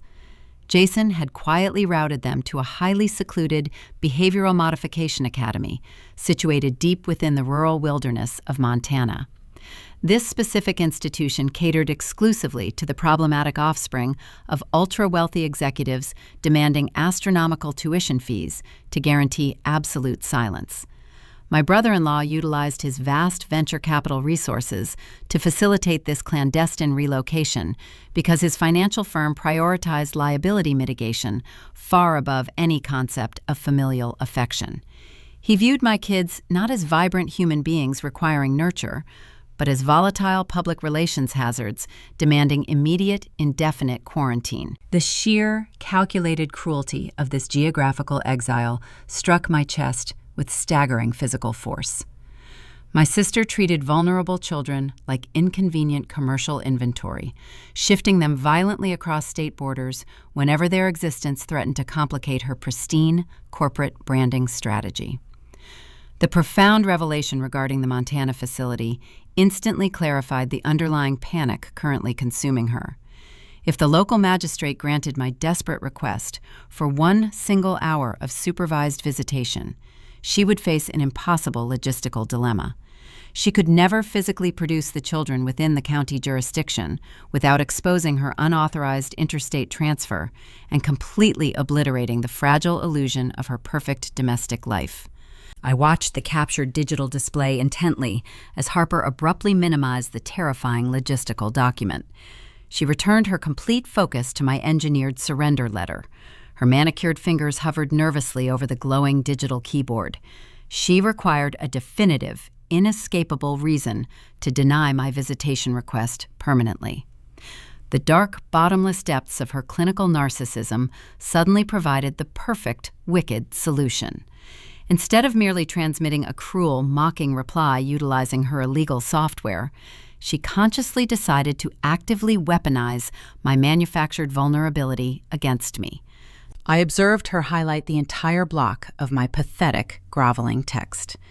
She copied the contents and pasted them directly into the dark interface of the Phantom Text Protocol application. My breathing ceased entirely within the freezing basement. The breathtaking audacity of her next maneuver temporarily paralyzed my cognitive processing.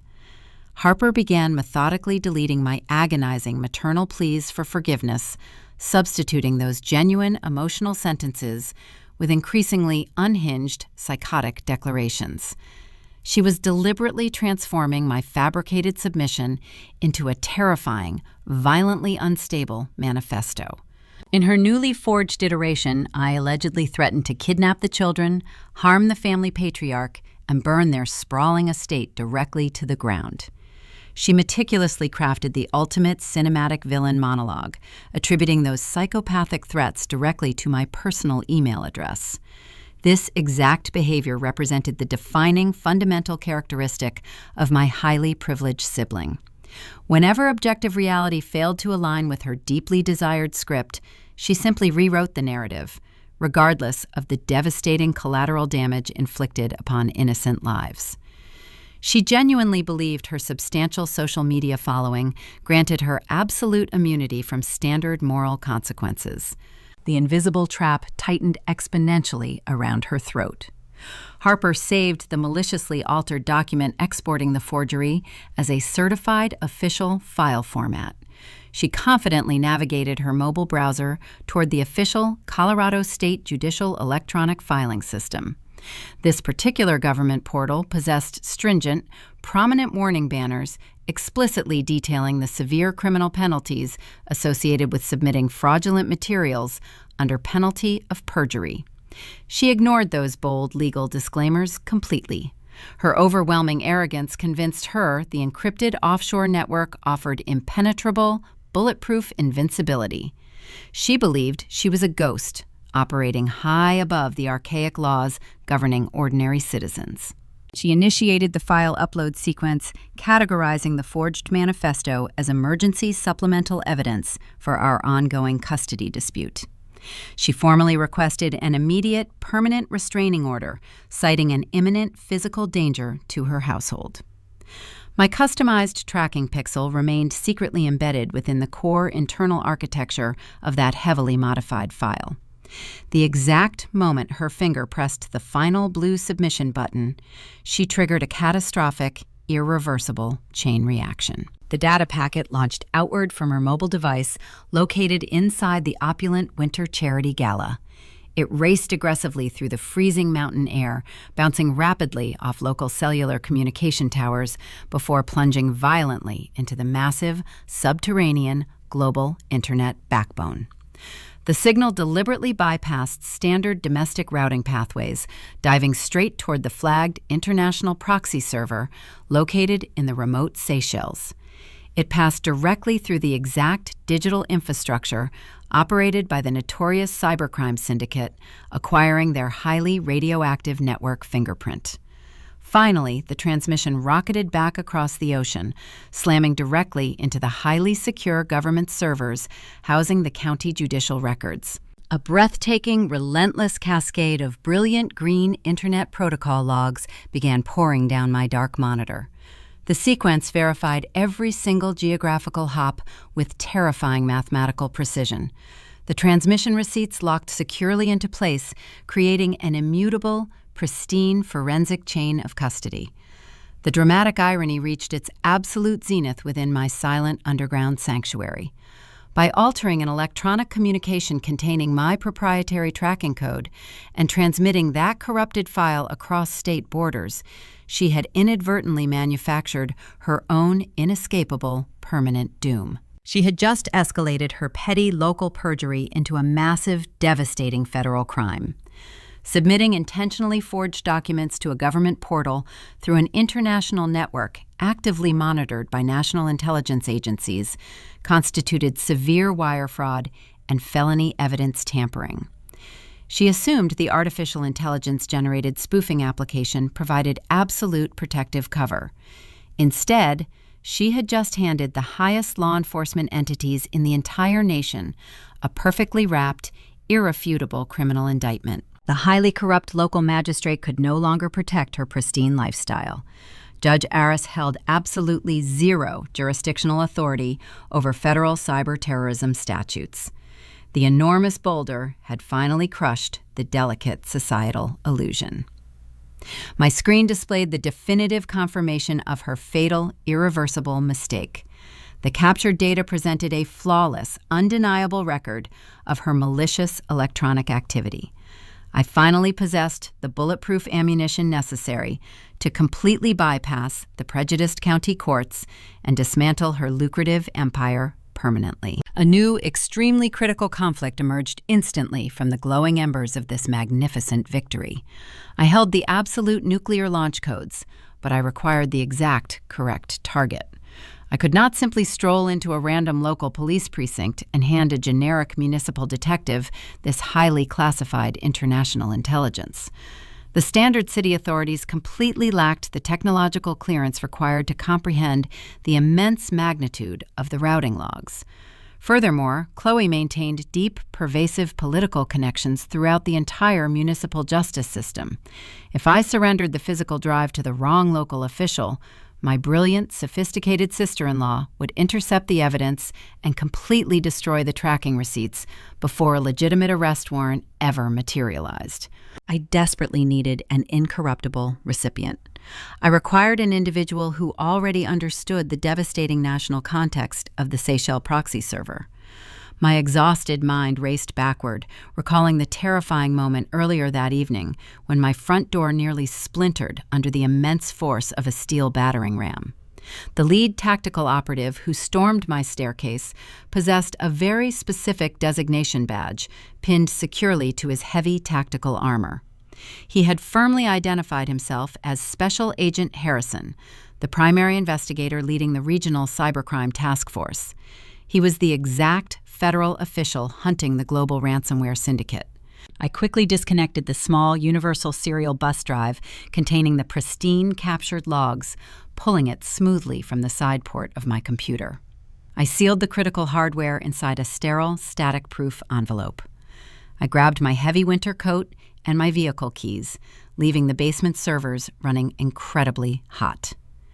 I had to deliver this lethal digital package directly to the federal field office located deep within the downtown district before Harper or Chloe realized the massive, catastrophic blunder they had just committed.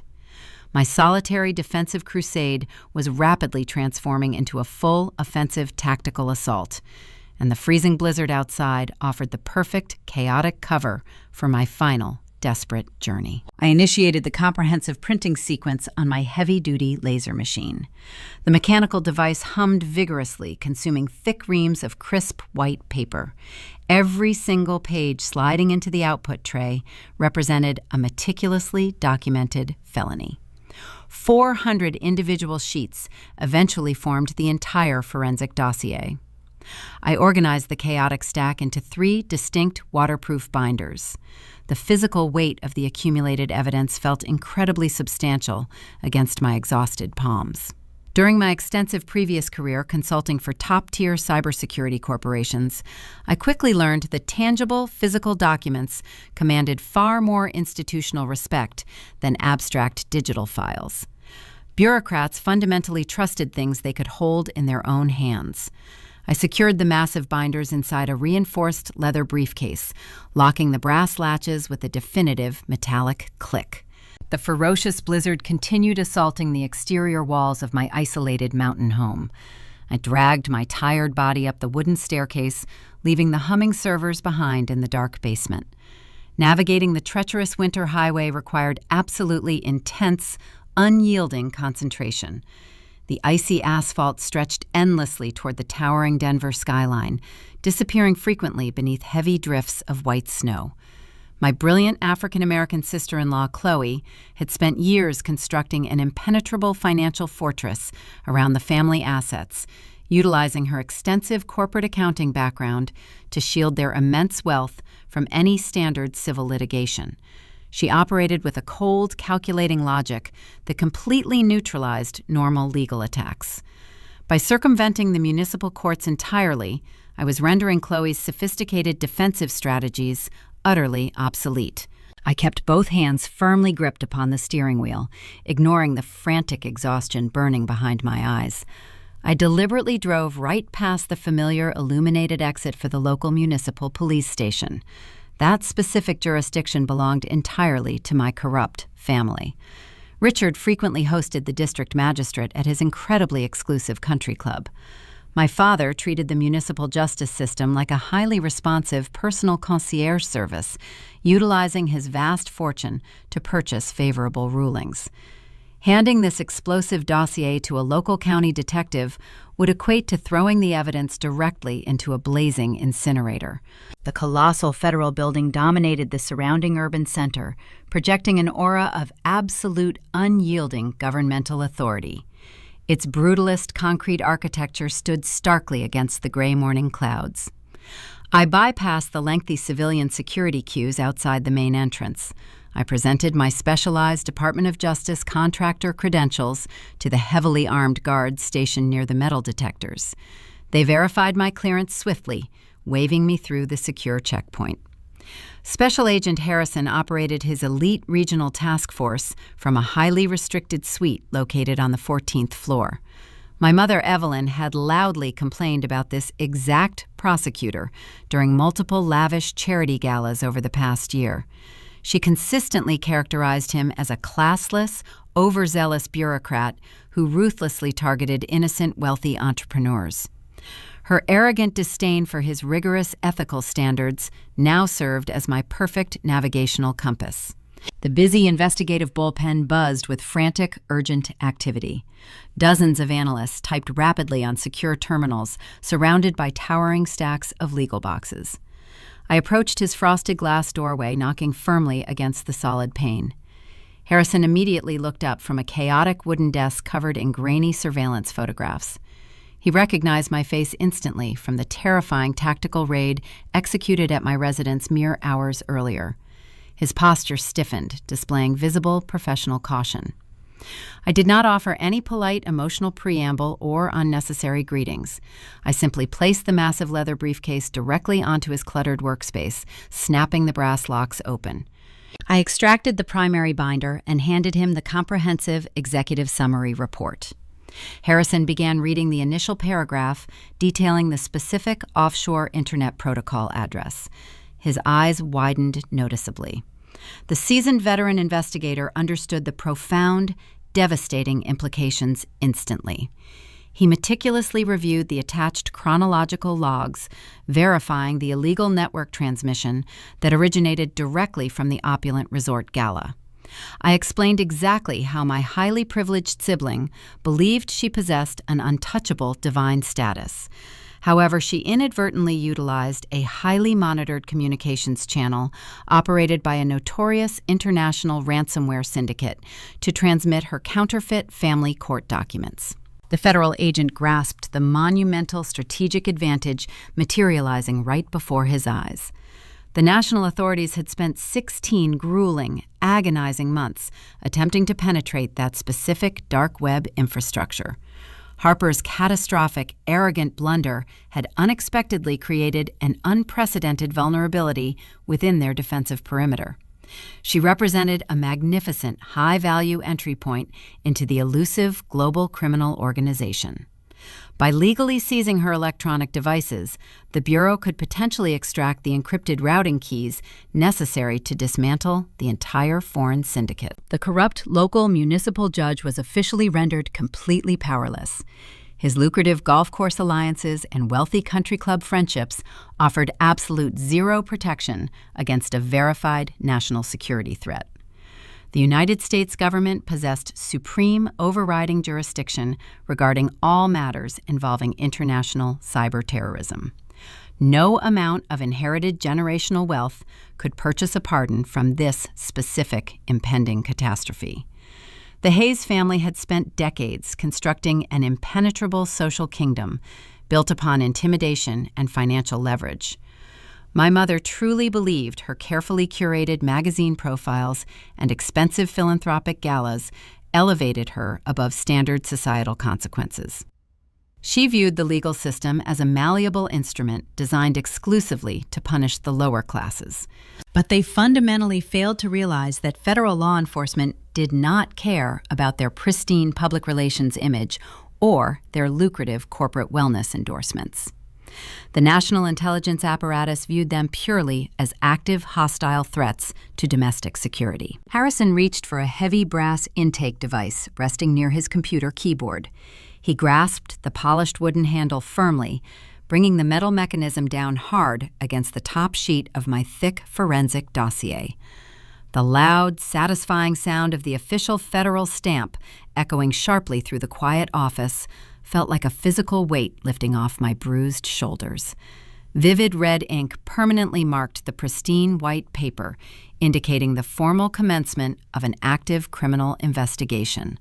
That singular, aggressive sound symbolized the irreversible destruction of my sister's carefully curated empire.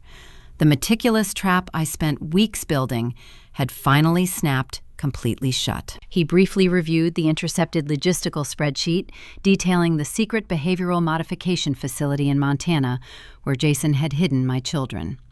Harrison assured me those specific coordinates were being relayed immediately to the Regional Marshal's Service. My son and daughter would be safely secured by federal authorities before the sun fully descended. A wave of profound relief washed over my exhausted body. The nightmare was finally approaching its definitive conclusion. However, a new, highly critical complication instantly emerged from the ashes of this monumental victory. The execution order was officially signed and stamped, but Harrison presented a sudden, terrifying logistical condition regarding the impending arrest. To legally justify an immediate daytime tactical raid on the heavily guarded luxury compound, he required an active, continuous digital tether verifying the target's precise physical location. The global syndicate frequently employed highly sophisticated remote wiping software designed to instantly erase compromised devices the moment they disconnected from the primary network. If Harper panicked and destroyed her smartphone before the strike team breached the front gates, the Bureau would lose their vital connection to the offshore proxy server. Therefore, the federal authorities could not simply storm the property blindly. I had to personally enter the hostile estate. I needed to walk directly into the lion's den, acting as a human beacon, while the armed tactical teams silently surrounded the vast perimeter. My customized tracking pixel was the only software keeping the secure portal open. I had to maintain a close proximity localized connection to ensure her phone remained active during the critical window. This specific requirement meant I could not simply watch their downfall from a safe distance. I had to physically confront my monstrous family.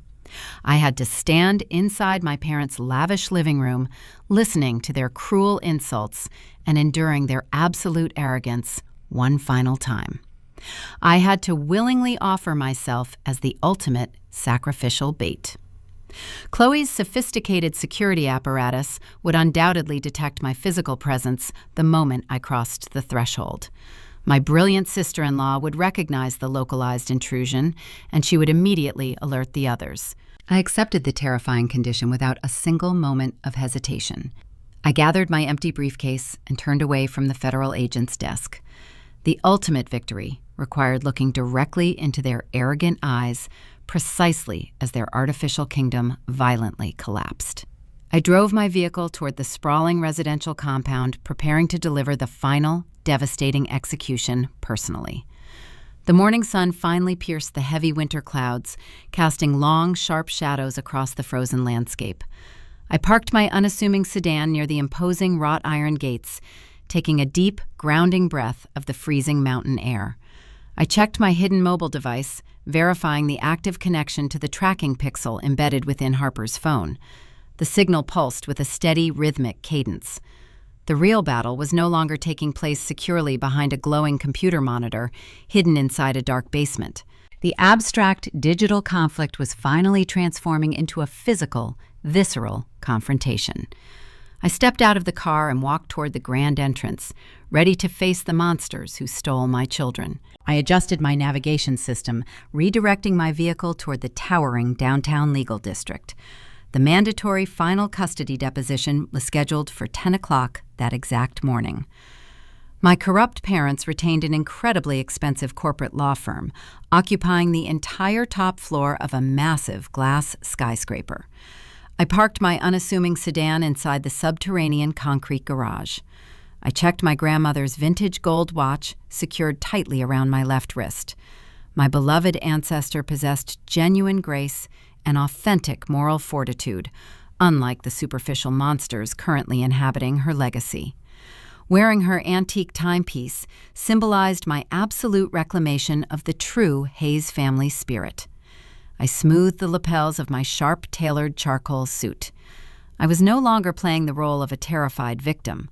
I was the architect of their imminent destruction. I entered the sleek, glass-walled conference room. The atmosphere felt suffocatingly tense. Richard and Evelyn sat on one side of the expansive, polished mahogany table. They radiated an aura of smug, aristocratic impatience. My mother wore an immaculate designer dress, examining her manicured fingernails with supreme boredom. My father leaned back comfortably in his ergonomic leather chair, holding an incredibly expensive silver fountain pen. Harper sat beside them, projecting pure, unadulterated arrogance. She expected me to formally surrender my parental rights today. She believed her counterfeit emergency filing successfully crushed my spirit permanently. She possessed absolutely zero knowledge regarding the catastrophic federal blunder she committed just hours ago. I did not sit down. I remained standing, offering a towering physical presence over their seated arrogance. The highly paid corporate mediators stared at me expectantly, waiting for my formal statement of submission. Instead, I reached inside my leather briefcase and retrieved a single, thick manila envelope. I tossed the package across the smooth wooden surface. It slid rapidly, stopping exactly in front of my arrogant sister. The heavy paper contained the preliminary federal indictment draft, alongside the raw, pristine Internet Protocol logs. I calmly instructed her to open the file. Harper scoffed, rolling her eyes dramatically, but her manicured fingers pulled the metallic clasp open. She extracted the dense stack of official documents. Her condescending smirk vanished instantly as she registered the prominent red federal stamps marking the top page. I began explaining the precise technical mechanics of the trap with cold, mathematical precision. I detailed exactly how her counterfeit court submission bypassed standard domestic routing pathways. I explained her catastrophic decision to alter an electronic file containing my proprietary hidden tracking pixel. I described the exact moment her modified document plunged directly into the flagged international proxy server located in the Seychelles. The entire room descended into a horrifying, frozen silence. My mother stopped examining her fingernails, completely paralyzed by the sudden shift in reality. Richard sat rigidly attempting to process the devastating legal vocabulary I was casually deploying. I informed them that utilizing a highly monitored global cybercrime network to transmit fraudulent official materials constituted massive felony evidence tampering and severe federal wire fraud. I explained that standard municipal judges possessed absolute zero jurisdictional authority over national security intelligence operations. Their expensive country club connections were now entirely worthless. The carefully constructed illusion of their supreme societal power was mathematically completely destroyed. Harper began hyperventilating. Her chest heaved violently as the sheer magnitude of her permanent doom materialized before her eyes. She turned toward our father, silently begging his immense wealth to shield her from the impending consequences. Richard attempted to maintain his imposing patriarchal facade. He gripped his expensive silver fountain pen, preparing to sign a massive check or draft an intimidating legal threat. But his physical body betrayed his fractured psychological state. His hands began shaking violently.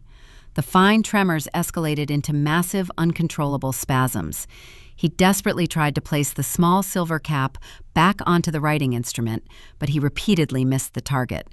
The metal cap clattered loudly against the polished mahogany table, echoing through the silent room like a definitive final judgment. His absolute authority evaporated, leaving behind nothing but an incredibly fragile, terrified old man.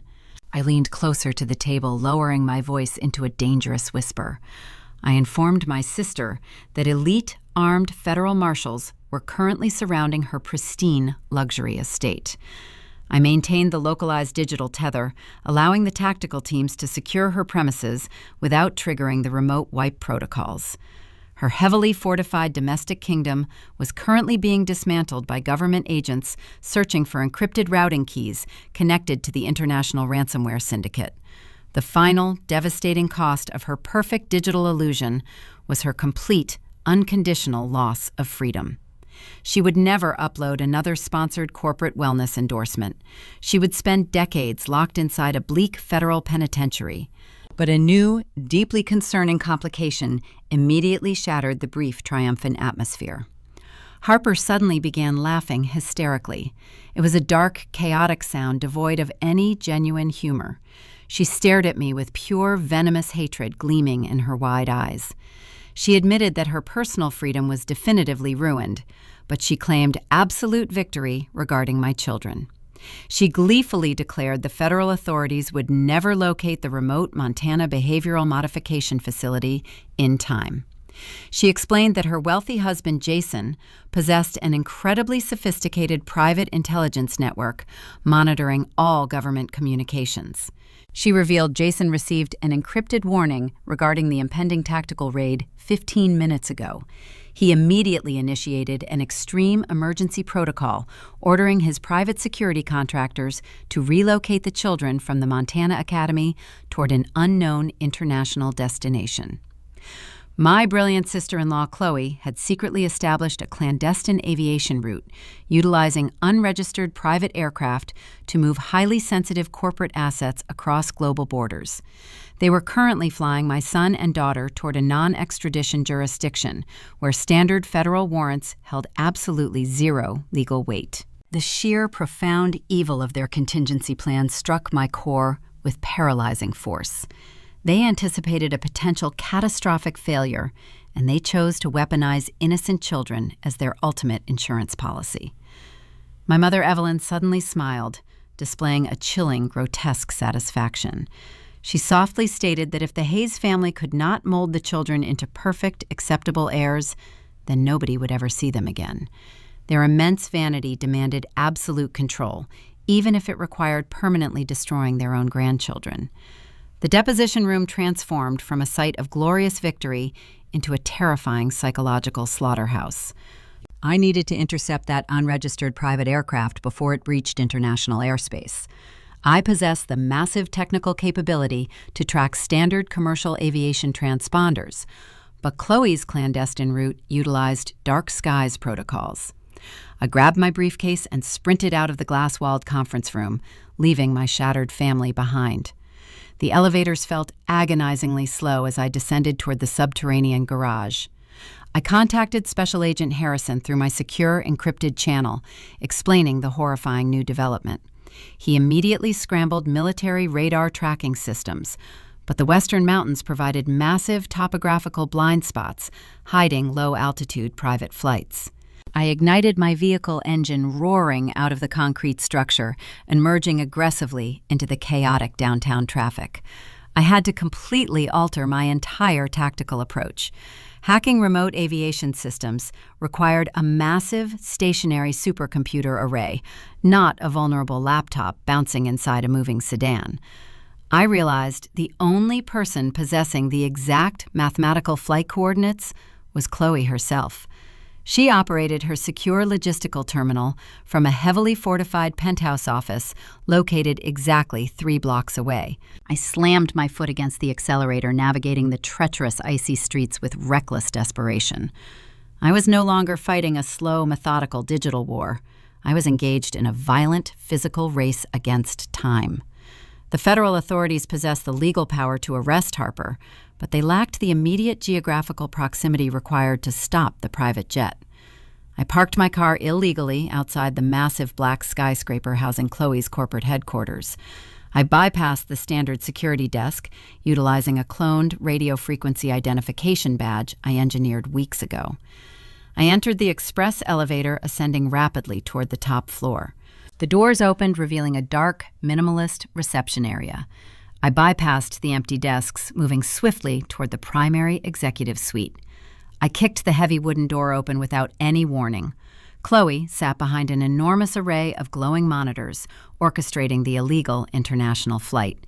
She looked up, completely shocked by my sudden physical intrusion. The ultimate confrontation between two brilliant technological architects was finally occurring in reality instead of cyberspace.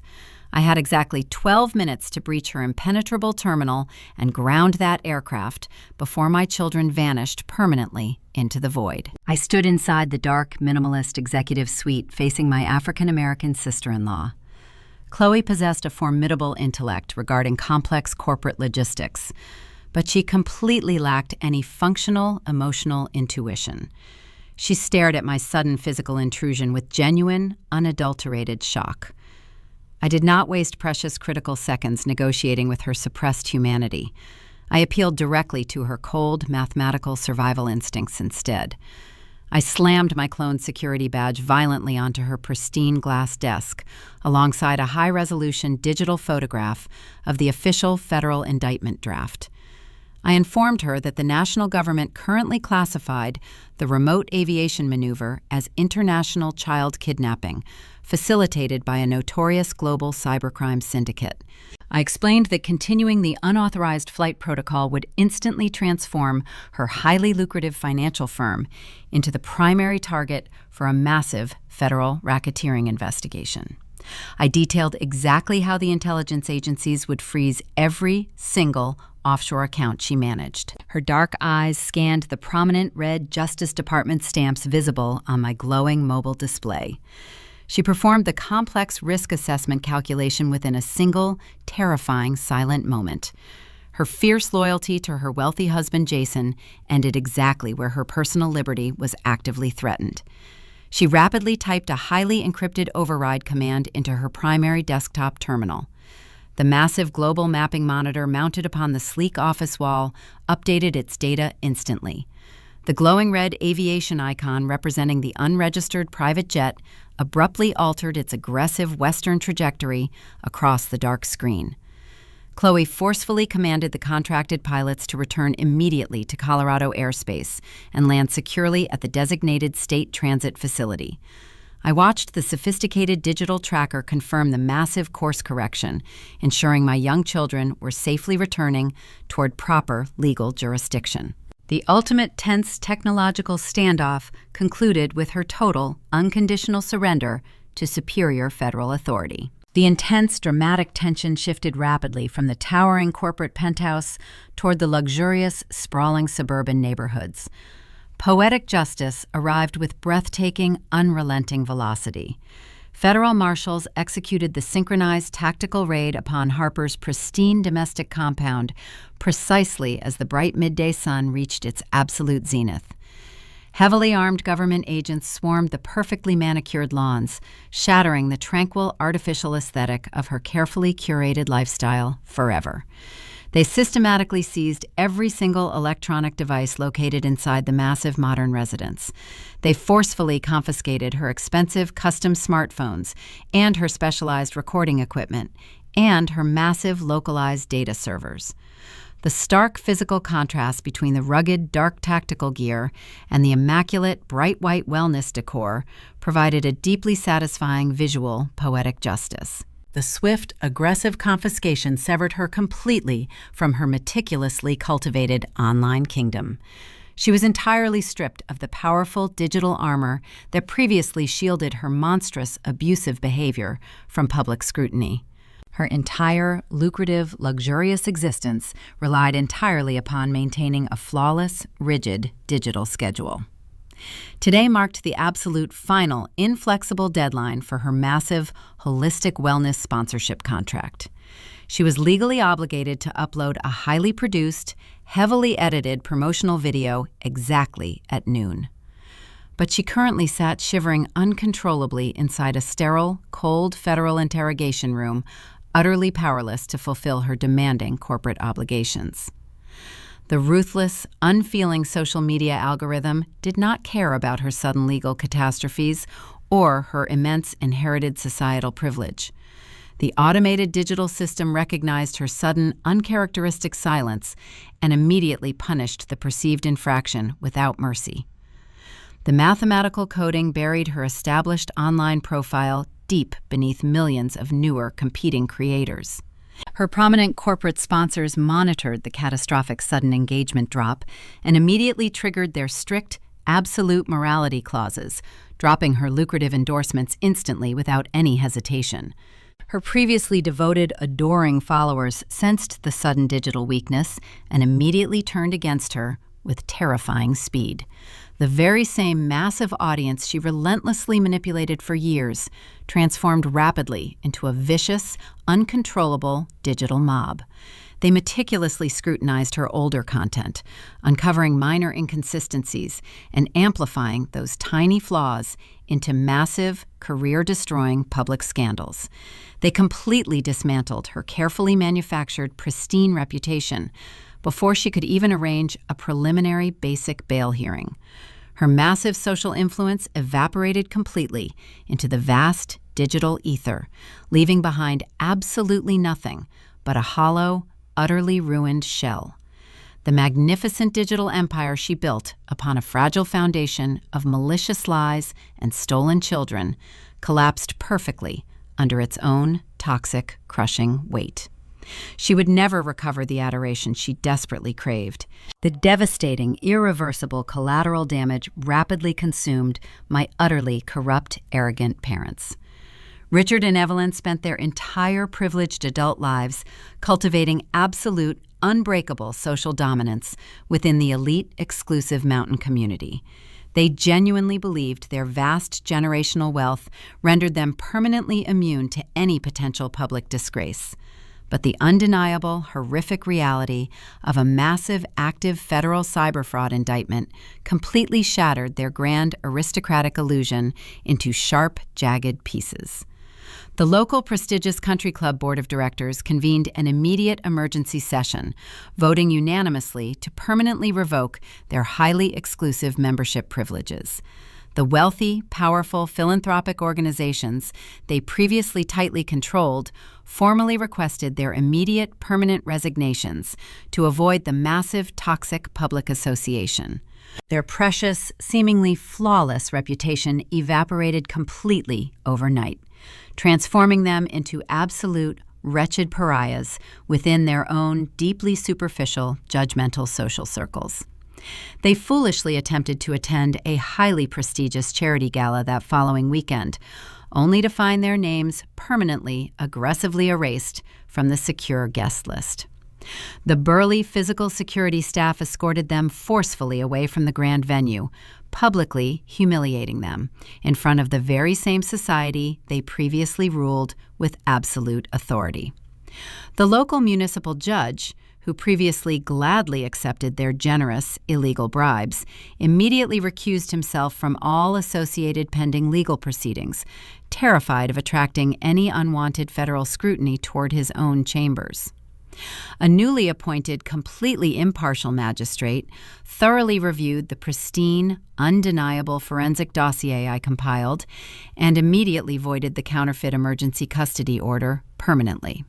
The artificial, corrupt legal barriers separating me from my beloved children collapsed completely into worthless dust. The frantic, exhausting, terrifying pacing of the previous month finally slowed beautifully as I approached the heavily fortified brick state transit facility. The harsh, freezing winter winds finally subsided, leaving behind a calm, quiet, peaceful afternoon. I walked past the heavy concrete security barriers, entering the warm, brightly lit reception area. My two beautiful children sat quietly together upon a green vinyl sofa, supervised closely by a kind, sympathetic government social worker. The profound, agonizing, terrifying nightmare was officially, permanently over. I gathered Leo and Maya fiercely into my trembling arms, holding them tightly against my chest with overwhelming, desperate, profound gratitude. We walked out of the bleak, sterile institutional building together, leaving the toxic, manipulative, ruined dynasty permanently behind us in the cold shadows. We eventually returned to our quiet, unassuming, isolated mountain home as the long evening shadows lengthened beautifully across the fresh white snow. I locked the solid, heavy wooden front door, completely securing our safe physical sanctuary against the chaotic, unpredictable external world. I stood silently near the warm kitchen island, preparing a simple, wholesome dinner while happily watching them interact with each other. The heavy, deeply satisfying sound of their genuine, untracked, unrecorded laughter filled the warm, inviting room completely. Their sweet, joyful voices remained completely hidden and beautifully, wonderfully private. No invisible digital cameras monitored their spontaneous, natural movements. No sponsored corporate algorithms analyzed their precious emotional development for financial profit. They were simply, finally, allowed to exist peacefully as normal, happy, unburdened children. The ultimate, profound, magnificent victory did not require a massive, fake, adoring audience or a highly lucrative, empty corporate endorsement. We successfully survived the absolute worst, deliberate betrayal imaginable, emerging much stronger and infinitely more fiercely resilient. The elaborate, cruel, deceptive webs woven by my deeply arrogant relatives ultimately brutally trapped the malicious architects themselves. I poured 2 tall glasses of fresh, cold milk, setting them gently, carefully, onto the rustic wooden dining table. The modest, quiet, domestic scene felt incredibly, deeply sacred after the relentless, exhausting, high-stakes psychological warfare. True, lasting, meaningful stability was finally, beautifully discovered within these quiet, deeply authentic, private moments we must fiercely, relentlessly protect. The profound silence that settles over a home after a long, brutal war is not merely the absence of noise. It is a heavy-breathing, living entity. As I stood in my kitchen watching Leo and Maya drink their milk that winter evening, I realized that the true battlefield of our lives had never been the sleek glass conference rooms or the fortified corporate penthouses. The actual war was fought over the fundamental definition of what a family is supposed to be within the modern American landscape. We live in a society that increasingly commodifies human connection. We are constantly encouraged to curate our existence, to package our daily lives into easily digestible, heavily filtered content for public consumption. My sister Harper built an entire lucrative empire upon this exact cultural sickness. She transformed the sacred duty of motherhood into a sterile, profitable brand, treating vulnerable children as mere props in a grand theatrical production designed to sell a fraudulent vision of holistic wellness. But the ultimate lesson extracted from the ashes of her ruined digital kingdom is completely undeniable. You cannot algorithmically hack your way through the profound spiritual responsibilities of raising a child. Parenting is an inherently messy, deeply emotional undertaking that demands absolute, rigorous honesty. It requires us to look directly at our own flaws and actively choose not to pass those inherited generational traumas down to the next innocent generation. My parents, Richard and Evelyn, fundamentally failed this essential test. They possessed immense generational wealth and commanded unyielding aristocratic power within their elite mountain community. Yet they operated their traditional family structure like a ruthless corporate boardroom. They viewed their offspring as strategic assets, requiring strict optimization, rather than living, breathing individuals desperately needing unconditional support. When a child strayed from their perfectly orchestrated script, they did not offer gentle guidance or empathetic understanding. They deployed manipulation and exile. They utilized their immense resources to silence dissent and crush vulnerability. They believed that maintaining a flawless public reputation was vastly more important than cultivating genuine emotional awareness within their own home. This toxic philosophy represents a dark, pervasive undercurrent in contemporary American culture. We are frequently taught that success equates to virtue, and that accumulating power somehow inherently justifies the brutal methods used to acquire it. We see this reflected in how my brother-in-law Jason and his brilliant African-American wife Chloe operated their financial and logistical networks. They compartmentalized their humanity, prioritizing liability mitigation and corporate expansion over the basic physical safety of their own young relatives. They were willing to utilize secret behavioral modification facilities and unregistered international private aviation to hide their problems rather than actually addressing them with fairness and compassion. But true family responsibility is not about hiding away the difficult, chaotic aspects of life behind fortified wrought iron gates or offshore proxy servers. It is about facing those challenges directly, with an open heart and a steadfast commitment to moral integrity. Long-term guidance for children requires a foundation built entirely upon radical truth. When I held the devastating federal dossier containing the mathematically pristine Internet Protocol logs, I was not simply holding a legal weapon designed to dismantle my corrupt relatives. I was clutching a manifesto of liberation for my son and daughter. I was actively breaking a toxic generational curse. To raise children effectively within a traditional family environment, we must actively demonstrate that justice and fairness are not merely abstract concepts discussed in expensive private schools. They are vital, living principles that require active, courageous enforcement. Children absorb everything. They do not listen to what we say. They watch exactly what we do. If we allow manipulators and narcissists to operate without consequence simply because they share our bloodline, we are implicitly teaching our children that abuse is an acceptable component of love. We are telling them that boundaries are flexible when dealing with wealthy or powerful individuals. I refuse to let Leo and Maya absorb that deeply poisonous lesson. The grueling journey to reclaim my children and destroy the artificial kingdom my family built taught me that authentic stability is never found in public adoration or prestigious country club memberships. It is found in the fiercely protected, quiet moments. It is forged in the gentle, unrecorded laughter echoing through a warm kitchen. It is sustained by the absolute certainty that your home is an impenetrable sanctuary where you are loved entirely for who you are, not for the aesthetic value you provide to a brand ambassador contract. We must actively prioritize emotional intelligence over superficial achievements. We must teach our children how to navigate their complex feelings rather than how to suppress them for the convenience of others.